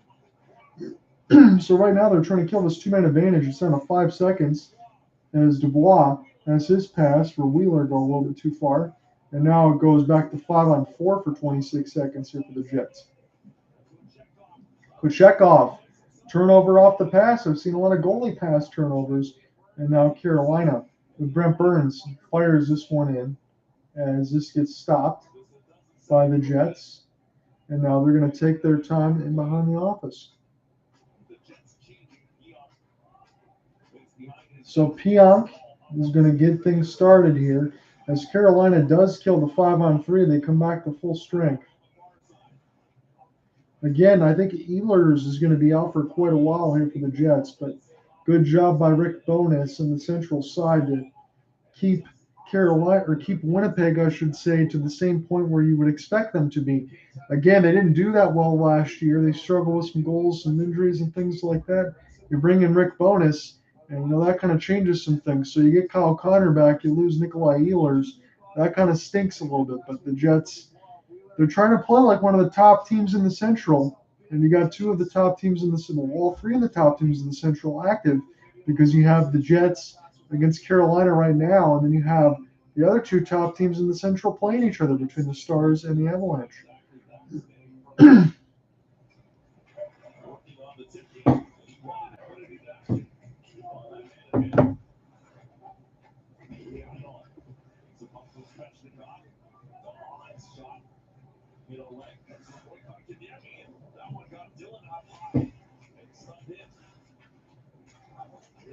So offensive zone puck possession. I'm going to flip this game in a couple minutes because we're getting close to ours.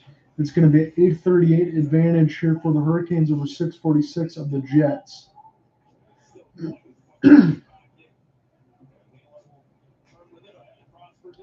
Jets still holding on to a 2-0 lead as they're trying to get this one in as Peter Kochekov will play this one. And this gets bounced now here for Seth Jarvis as he knocks this ahead. It's Andrei Svechnikov trying to set this up toward the middle of the slot.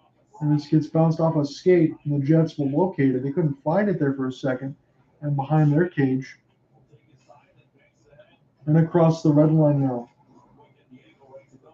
Trying to get the angle here is the Carolina Hurricanes just to get this dump and get some puck possession. And now here comes Scheifele the other way. Off the forehand, out of the backhand. He's going to turn around the left side red line. Now Kyle Connor will spin. He's back into the right side of the red line. Going to power his move toward the backhand. Going to drop a pass here for Gagne. And that one goes wanting just wide. So I got about 2 minutes left. I'm going to flip over here. We're going to go back to our official contest. So hopefully you guys like that little live look-in for anyone else that's still following along on the YouTube side. I humbly appreciate it. I would say it's very common. Does it worry me? Absolutely. What excited me about Sensodyne sensitivity and gum is it really allows you to be able to take care of both issues. There's no question it's something that I would recommend.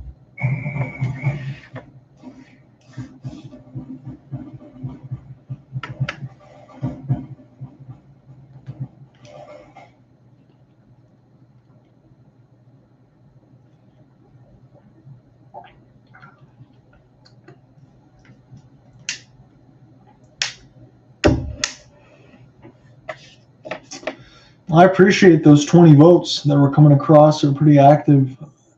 60% of you say no, the Devils are going to make it 13 straight wins. 40% say yes.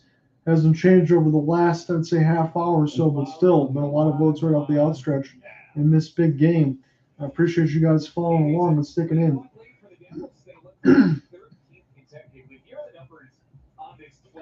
So during the details of the 12-game win streak, 25% power play, 78% penalty kill. So that is even a little bit want to be improved, but 4.25 goals for, 1.83 goals against, 38 even strength goals, 13 against, 35 shots per, 26 against per, and a 51% faceoff percentage.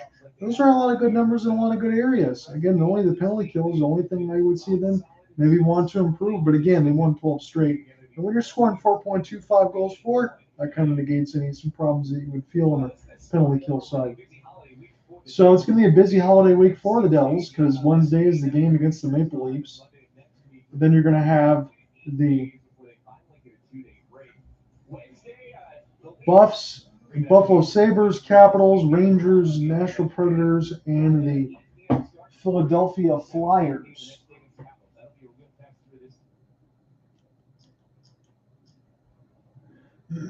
On all MSG, MSGSN in games. Devils hockey is presented by RW. We lost our Sportsnet feed for some reason. Well, Mr. Devil, we find ourselves in a familiar spot. Devils holding a 2-goal. We lost our Sportsnet feed, so we're going to go with the New Jersey feed. I'm going to leave it like that. Step up and make it a couple of huge plays. Certainly. Hey, Mayor Paul, how are you doing? Hopefully the holidays and everything else will treat you well. I will be back on Saturday once this game is done. So once we get to a commercial break, we'll go back to the Sportsnet feed. Right now I only have the New Jersey feed.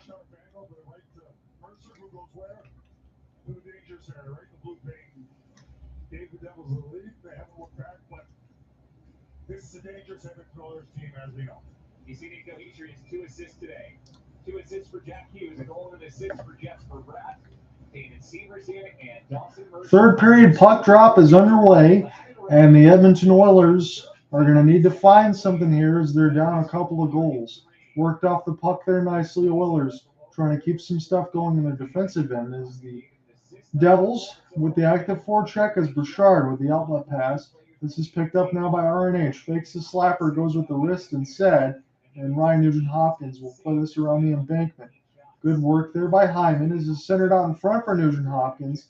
And the Devils will try to just flip this one safely down the ice. For Evan Bouchard will go back and pick this up.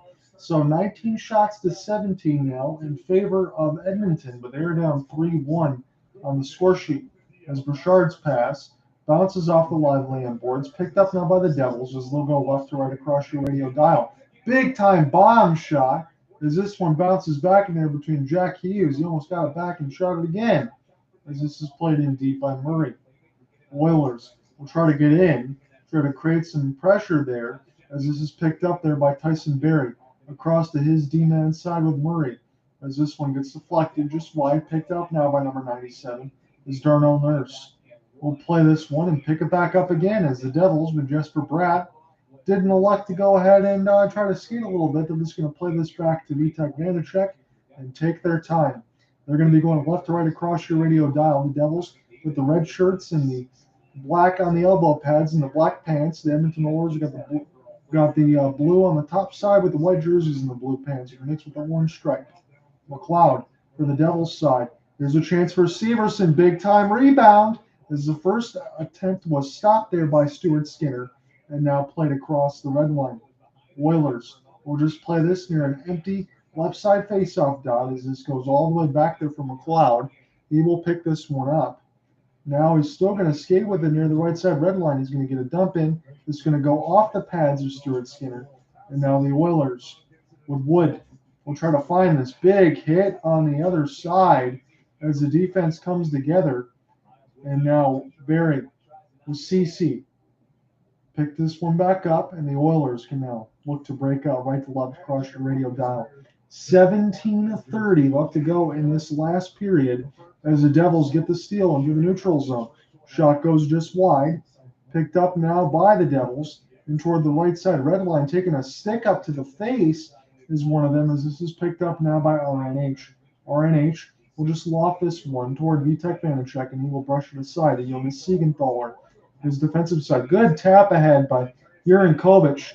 Jurenkovic now with Boquist trying to find it. Sharonkovic will pick this up. Now with Boquist and Fabian Zetterlund. Tries to get this now to the right side red line. Oilers with Leon Draisaitl trying to find a way to get this out as this goes back to Nugent Hopkins. Good outstretched pass. Here's a chance for Brett Kulak. And it's right in the catching glove of Vitek Vanacek. And now Kulak comes together with Siegenthaler. You got to be careful a little bit with that jaw mask for Jonas Siegenthaler. Don't want to take up anything near the face, but if you're Siegenthaler, you need to get a couple brushes back and make sure everything else is all good on your side. And I don't blame that. So Bastian got worked over by Nemelainen, the third line defense. He got checked hard in toward the right side red line. He got worked, and that was a good check there, but no worse for wear. As it's going to be an offensive zone draw. One there by Connor McDavid. Played in between his legs as he tried to in and out that thing toward the cross crease right to left. Devils are 12-0 when leading after the second period right now. They got a 2-goal lead, and that's what I was saying a little bit earlier as it didn't show that on the Sportsnet feed.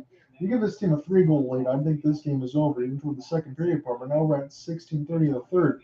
Here's a one-timer. This one gets blocked. This goes back. Another opportunity off the slap shot. Tomas Tatar will pick this up. And now this goes for Hischier. Hischier holding, spinning several times. He's still with it. He's going to get dizzy. Spins this one in between the legs of one of the Oilers and Connor McDavid as he tried to find Tomas Tatar. And now McLeod for the Oilers will pick it up.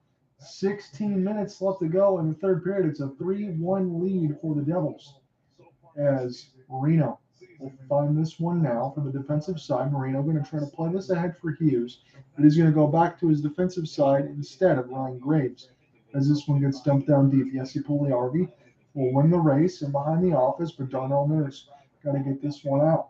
Oilers lose it as Severson gets a piece. Eric Hall has it now. He's going to play this just ahead for Jesper Bratt, and Darnell Nurse will get this with CC as they go left to right on the defensive side. Picked up now by RNH momentarily, but Damon Severson. Again, he's one of the latest goal scorers here for the New Jersey Devils. They made it 3-1. He picks it up. Now this is with the Oilers in the high slot. Good passing opportunity for Leon Draisaitl. Draisaitl off the forehand, trying to keep this alive for CC into the screen. Scores!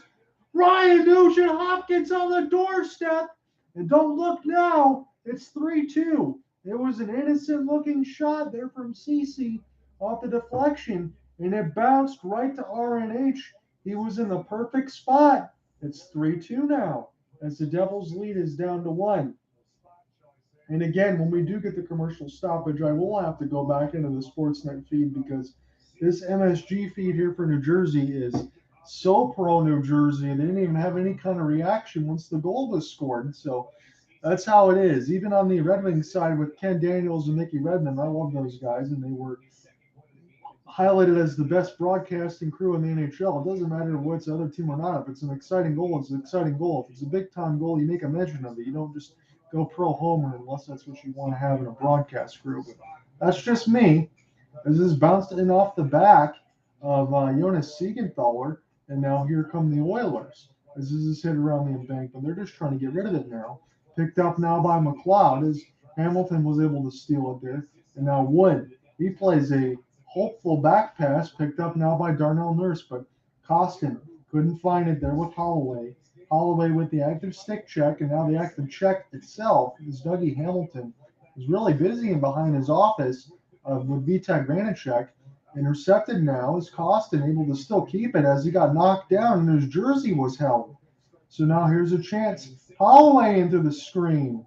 And this goes back to the Oilers. So this is the Oilers push that Jay Woodcroft and the squad really wanted right now, as it's 3-2.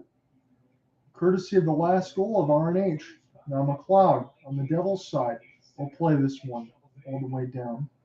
And this gets picked up here by the Oilers. We have not had a break since we've started this third period. It's been 6 minutes of action here, and I like that. As McDavid comes together inadvertently with one of the Oilers, and Sharankovic will play this one down. Picked up now by Boquist as Niemelainen gets worked off the puck. It's Niemelainen and Barry on the third line side for Woodcroft squad as the Devils try to find this. And now Ryan Nugent-Hopkins. Here's a chance for McDavid off the one-on-one, and good work there by Severson again to just poke it away at the last minute, because when McDavid turns on those wheels, you got to be careful. Fabian Zetterlund, he's going to fire one, and it's going to go right in the catching glove of Stuart Skinner. And now when he gets a chance to hold it, there's a little bit of commotion in behind the office with Boquist and Zetterlund. Come right back. We're going to call the rest of this action 13:22 in the third. Oilers make it a one-goal game. I got to find this other feed right now. This New Jersey feed is not going to cut it. Can we do that? Can we get back to the Sportsnet feed? Some people get it. I hope that we can. Because this does not work for me.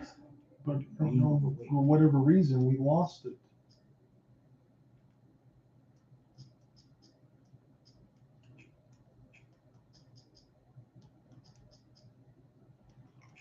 If we're going to start to miss the action, I will move it. But I just don't know why this is not popping up. I'm going to try to reload this then. Maybe we'll see what happens.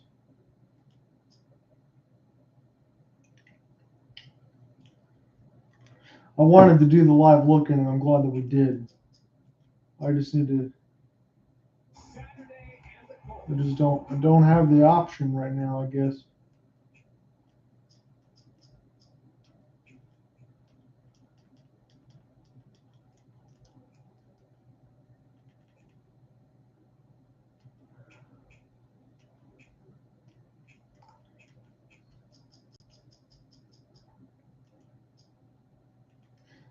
That's goofy, guys. Every single other option I have to transfer other teams, but I don't for this anymore.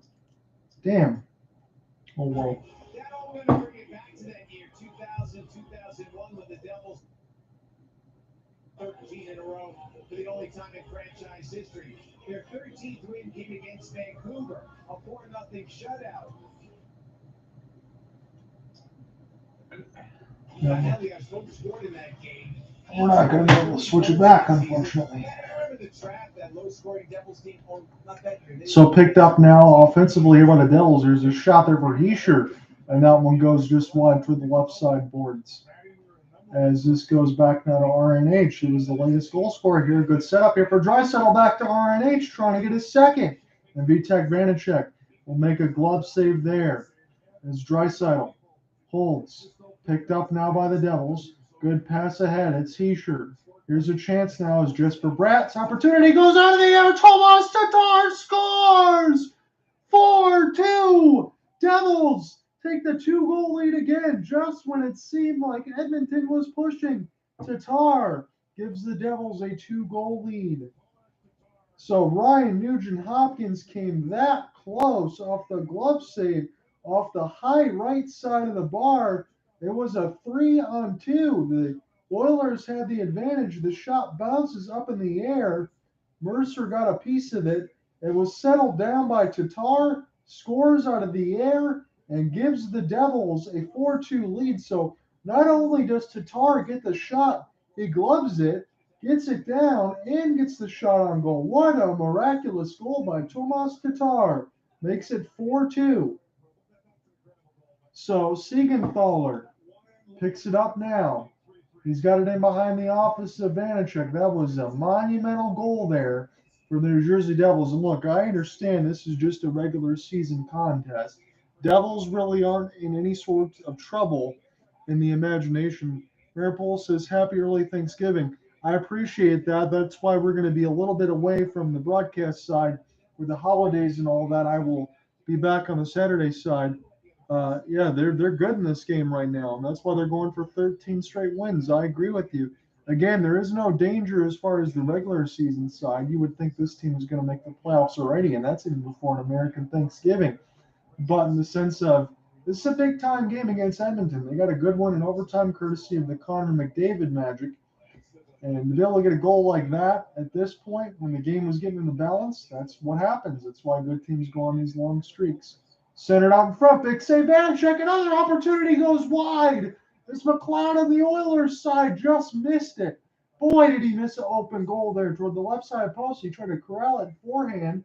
Here comes McDavid, beautiful toe drag, working his way off the backhand now, canceled off there nicely as one of the helmets goes off. So the Devils guys got to go back into the players' bench. Can't be out there with no helmet. He lost his helmet and his stick as the helmet is spinning near the right side red line. It's still spinning right now. McDavid, it's loose out in front. Hyman tries to find it. McDavid will pick it up, and that stick and helmet might be a problem. Darnell Nurse, he couldn't find it in between his legs, but they do keep it in. McLeod wires it. This bounces off of one of the Devils, and now picked up by Bastian. As this goes in off the kick plate and intercepted by Darnell Nurse. Here's a chance now for the Oilers. Hyman, off the backhand, off the forehand, will send this out in front. Fogle settles it down. He fires it wide just toward the right side of the red line.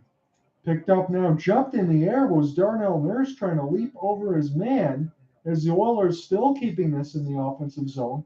Oilers with the puck possession right now. They're sensing the moment. Tomas Tatar with his fourth this season at 7:07 from Mercer and Hischier as this is picked up now by Derek Ryan. Derek Ryan back there to Nurse as he settles it down near the left side blue line. Off the backhand now. All puck possession here for the Oilers. Fired into the screen, finds no one. Boquist had it knocked away from behind, and this goes back down to Graves. Graves will put this toward John Marino, his defensive partner. Marino will get this one down. It's 2-on-2 developing here for the Devils. Backhand, forehand here for Tomas Tatar as he kicked it ahead to himself off the toe drag. And now worked by Siegenthaler. He's getting held. He wanted a call. And now here's a pickup here. Holloway. He gets worked over nicely off the bump. Good check there by the Devils defense.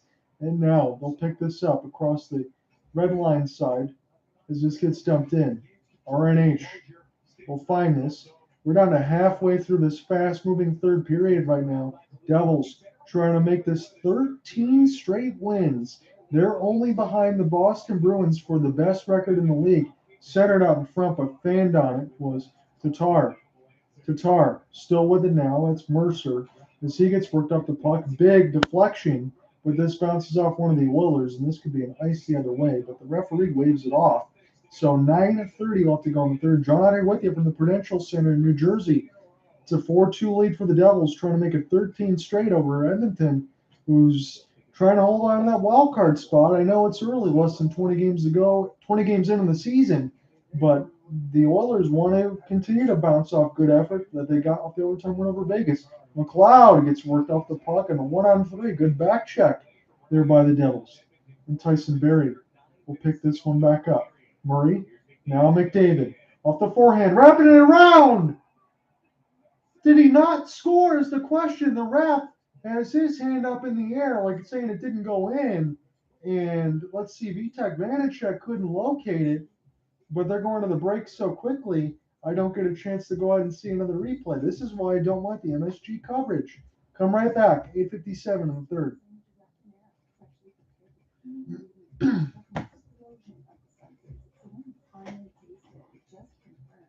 This is fantastic, and only at Panera. $1 delivery fee on our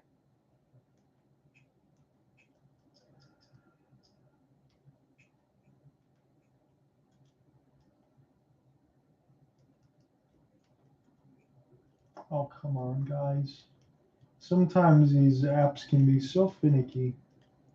Maybe they really did just lose the Sportsnet feed, but I doubt it.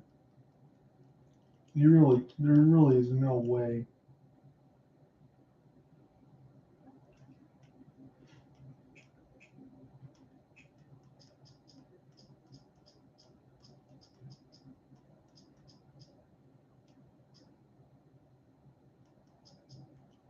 So this is listed twice. When it comes to getting the perfect gift for all those. Advil targets pain at the source. Significant. Let me just see if I can get. It's two different commercials. So I know I got one feed or I got the other right now. So I have this in front of me and I can flip it back over. But it's good for me. I don't want to deal with the MSG feed if I can. I'm doing good on this side, honestly. Everything else is good. We're just going to take a couple extra days as far as we got the Sportsnet feed now. I'm taking a couple extra days as far as getting everything else ready. It's going to be a little bit busy Tuesday, Wednesday. Got to spend some time with the missus on Wednesday.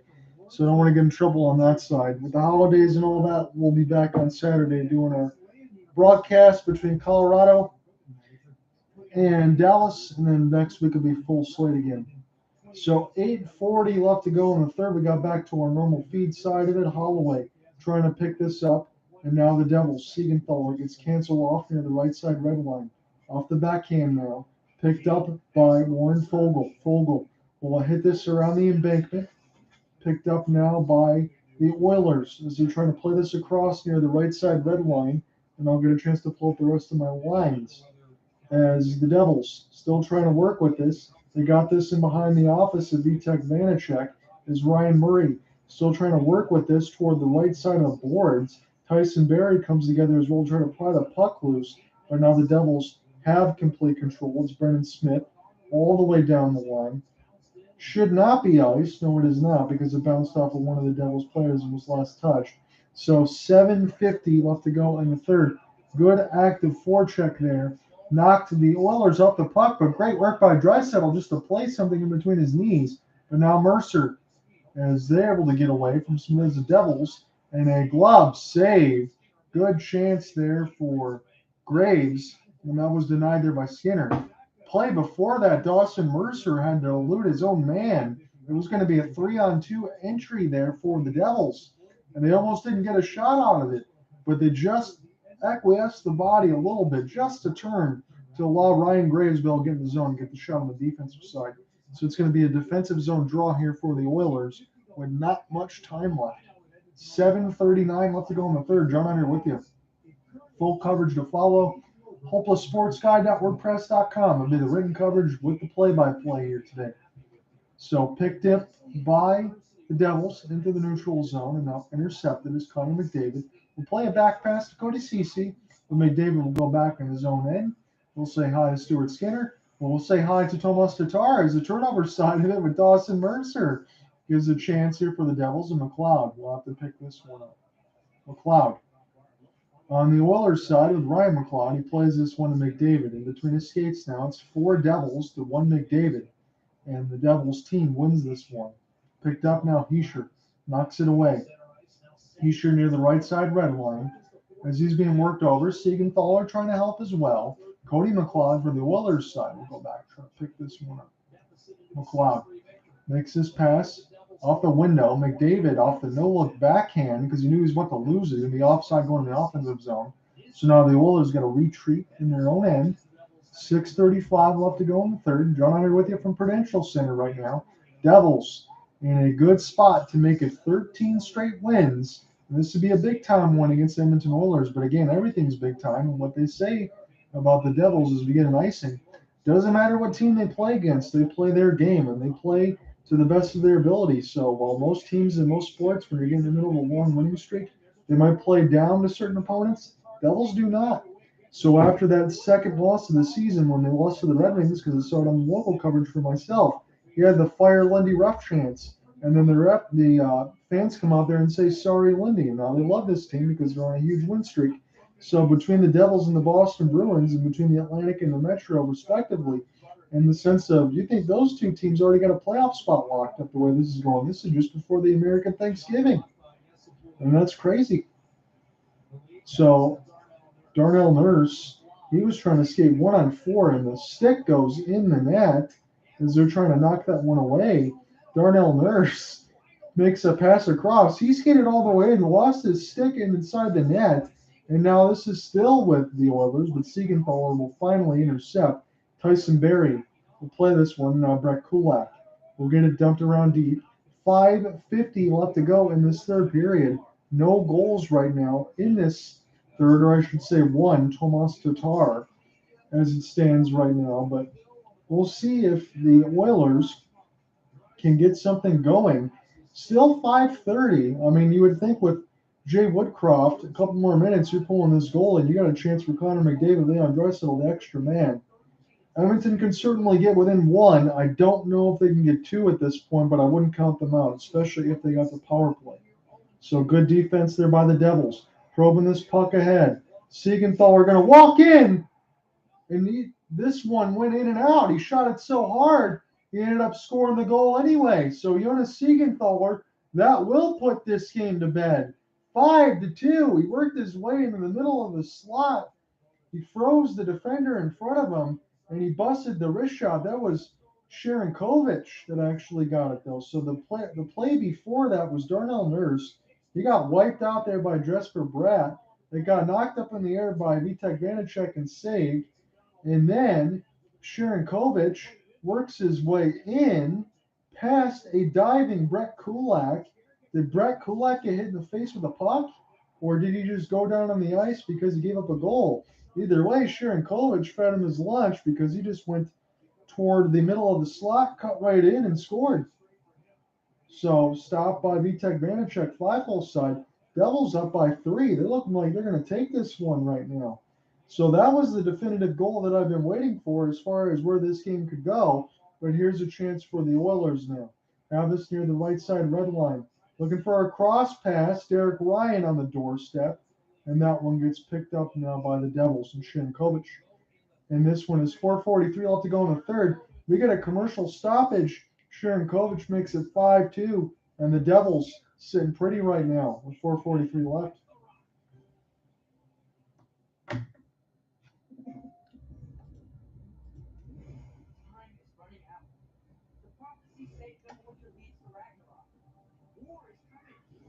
So for those of you that voted no, I think you are missing out. I thought it was pretty close. I thought the votes and everything else that stayed was pretty close, but it was the Devils with 2 goals now in the third period. It was RNH for the Oilers at 4:52 from Pugliarvi and Ceci. Tomas Tatar bats it out of the air, gloves it down, settles it down to his stick, and scores at 7:07 for Mercer and Hischier. And then Igor Sharankovic from Fabian Zetterlund at 14:45 makes it 5-2. And that's probably where we're going to get close to ending it. If I am Jay Woodcroft, the head coach there for the Edmonton Oilers. I wouldn't even mind pulling the goalie, trying to maybe get back within 2, but that is awfully around the cutoff mark, around the 3-minute marker where you would or where you wouldn't. We'll see what they end up doing, but a good game for the Devils nonetheless. They're going to improve to 16-3. The Oilers will fall to 10-9.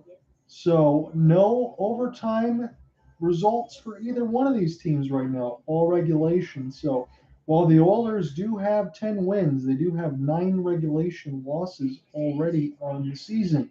And if you were expecting the Oilers to be a little bit ahead of that pace up from last year, I would say you're probably correct. Now, me from last year's side, I thought the LA Kings were going to beat the Edmonton Oilers. They ended up losing in 7 games, and then they won the Battle of Alberta. But I think most people would expect the Oilers to be a little bit ahead. I do think the Oilers are still one of those teams that aren't as good as the sum of their parts with McDavid and Draisaitl. After that, it's really a little bit of drop off. They're going to miss Evander Kane, and they do need that goaltending. I didn't see Jack Campbell come back on the ice since getting hit in the face with the puck on the players' bench either. So no update on that side. Back within the neutral zone draw right now. 4:30 left to go in this third period. It is a 5-2 lead for the Devils. And we get a stoppage with 4:32 left. John Ott commentating on the ESPN Plus. I got the Sportsnet feed. I finally found it again in the sense of the ESPN Plus side, trying to see if the Devils were going to win 13 straight games. It certainly looks that way right now. Shots are in favor of Edmonton, 28-27. But New Jersey, I don't know if any of those chances are particularly dangerous. Maybe a couple chances here for Vitek Vanacek. But the ones out in front of the slot, Stuart Skinner really didn't have a chance. And he also had a misplay on the puck where it should easily be 4-2, but still. Edmonton's getting thoroughly beat by a team right now that's been beating everybody. So Mercer plays this one for Hischier as he hits it around the embankment, picked up now by Mercer as Luolainen's going to get this one now. McLeod will play this ahead. We'll see what Edmonton's lines are going to be right now. His .906 team save percentage is 9th in the NHL right now. For the Devils, toward the left side of the faceoff dot in a long clear, Cody Ceci will glove this one down. And now Fogle will play this one across with the help of Ryan Murray. Going to pick this back up. Jesse Puljujärvi. Stick check ahead there from McLeod on the Oilers side. And this is picked up right now by the Devils. And a touch-up. It's going to be a penalty against the Devils, I believe. It's going to be a power play for the Edmonton Oilers, I believe. Again, I'm saying because I think that unless it was stopped with a hand pass, that might just be what we have, but I believe it's a penalty. So Costin able to be hooked. That's what I thought I saw. So it should be, and it could possibly be, a 6-on-4 as Bastian is going to go to the box on the Devils side. Again, if I'm the Edmonton Oilers, I think I'm pulling that goalie. And I'm going 6-on-4 for 331, but that's just me. We'll see if Jay Woodcroft's going to do it because I'm counting just 5 guys on the ice right now, so no pull just yet. But I might at least think about it. I mean, you're down 3. What are you going to lose? You're going to go down 4? You're probably not winning this game anyway. So Draisaitl loses the draw. This is cleared down the ice. Tyson Barrie, good a chance to collect. So they were just mentioning this on the Sportsnet side, why not pull, but they're saying that's not what the game plan is right now for Edmonton. McDavid finds the entry. Now for RNH, he's battled in between a couple of defenders there for the Devils. This probably was a good decision they did not pull because they're not getting in the zone right now. 1 for 3 on the power play is Edmonton. And if they don't score on this one, they'll be 1 for 4, and they're going to be down 3 goals. So picked up now by the Oilers as they'll dump this one in. Again, no puck possession in the sense of picking it up and skating it in. They're just trying to clear it in right now as this goes back down. So Hala gets it down. Touches is Stuart Skinner. And we got 2:35 left to go in this third period. John Ott here with you. We're going to watch the New Jersey Devils get another big-time win, this time over the Edmonton Oilers. Connor McDavid picks this one up off the no-look in between the legs. Tyson Barrie fakes the slapper here to Leon Draisaitl. Same thing for Barrie. He's got it near the right side high slot. Ryan Nugent-Hopkins Now back down to McDavid. Back to Nugent Hopkins. One timer for Draisaitl. Rattled at the outside of the cage and clears all the way down. That was a tremendous blast off the 1T, but it did not go in. Holding off the right side post was Vitek Vanacek. And now 30 seconds left to go on the Edmonton power play. They badly need to convert this and score quickly right after that. So Brush just out with the goal stick of Vanacek. I think he might have lost his goal stick and toward the right side, or at least I don't see it as he's holding on to that right post as the Devils trying to get something going short-handed as they'll kill some time.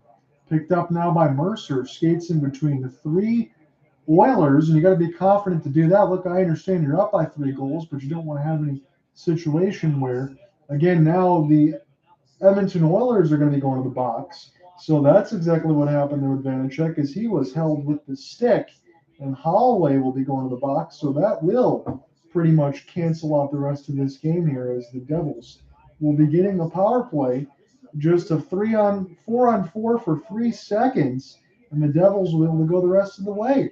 So good job here by New Jersey. They're going to go to 16-3 on the season and win 13 straight games. The Oilers are going to fall to 10-9 when it's all said and done. Full coverage will follow at hopelesssportsguy.wordpress.com. I appreciate everyone that's followed along tonight.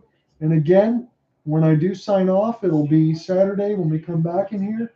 And I hope everyone else has a great holiday and enjoys everything and takes it easy. Just enjoy time with friends and family and be safe out there, because it's the most important. So the power play time is going to extend the whole way through unless the Devils actually score this one and make it 6-2. So Devils will have this now toward Jesper Bratt. His Sportsnet's having some problems here as far as what's available. So they lost the score clock, but that's okay, because it's a minute left. All that's left here is the crying at this point, as the Oilers are going to lose this game. Picked up now by Jesper Bratt. Bratt still holding near the right side dot as the fans are to their feet, clapping and celebrating right now and stretching the hands out. Jesper Bratt got smoked in the face with a high stick. No call. As he picks this one up now, he's going to play this back to his defensive side for Jack Hughes. Hughes looking for the cross pass, and a short side shot gets denied by Stuart Skinner. And again, I wouldn't say pulling Stuart Skinner would make a lot of sense in the sense of where we're at right now, or maybe if there was going to be a goalie change, considering it's 5 goals against. I don't think all that was on Skinner, but when Jack Campbell got hit in the face, he got hit right in the eye toward the players' bench in the second period when the puck came in and hit him right in the eye. He's sitting on the backup side. I have not seen him return, so I hope he's okay and everything else is all right, but I don't know who else is available for Edmonton now that Campbell has been gone since the second period. So this goes all the way back into the zone, as now it's just 15 seconds left of skating time, as the New Jersey Devils are going to be looking for that big win. Now around the embankment, picked up by the Devils. The 13 straight wins for the New Jersey Devils are going to tie a franchise record as they beat the Edmonton Oilers at home ice in the Prudential Center 5-2. 13 straight wins for the Devils, and they are still just the second best team in the NHL because the Boston Bruins got another big win tonight. So the Oilers are going to fall to 10-9. Again, full game coverage to follow tonight at hopelesssportsguide.wordpress.com. Thank you, everybody, for sticking around tonight. I will get the coverage up there shortly alongside with the play-by-play. I will see you on Saturday. Peace out, everybody. Have a great holiday. Stay safe, and we'll talk to you this weekend. All right, guys. We're going to end the stream. Everybody be good, be safe, and I will talk to you Saturday when the Colorado Avalanche and the Dallas Stars do battle. It'll be a battle for Central Division standing in the Western Conference. It'll be a good one when I see you this weekend. Peace.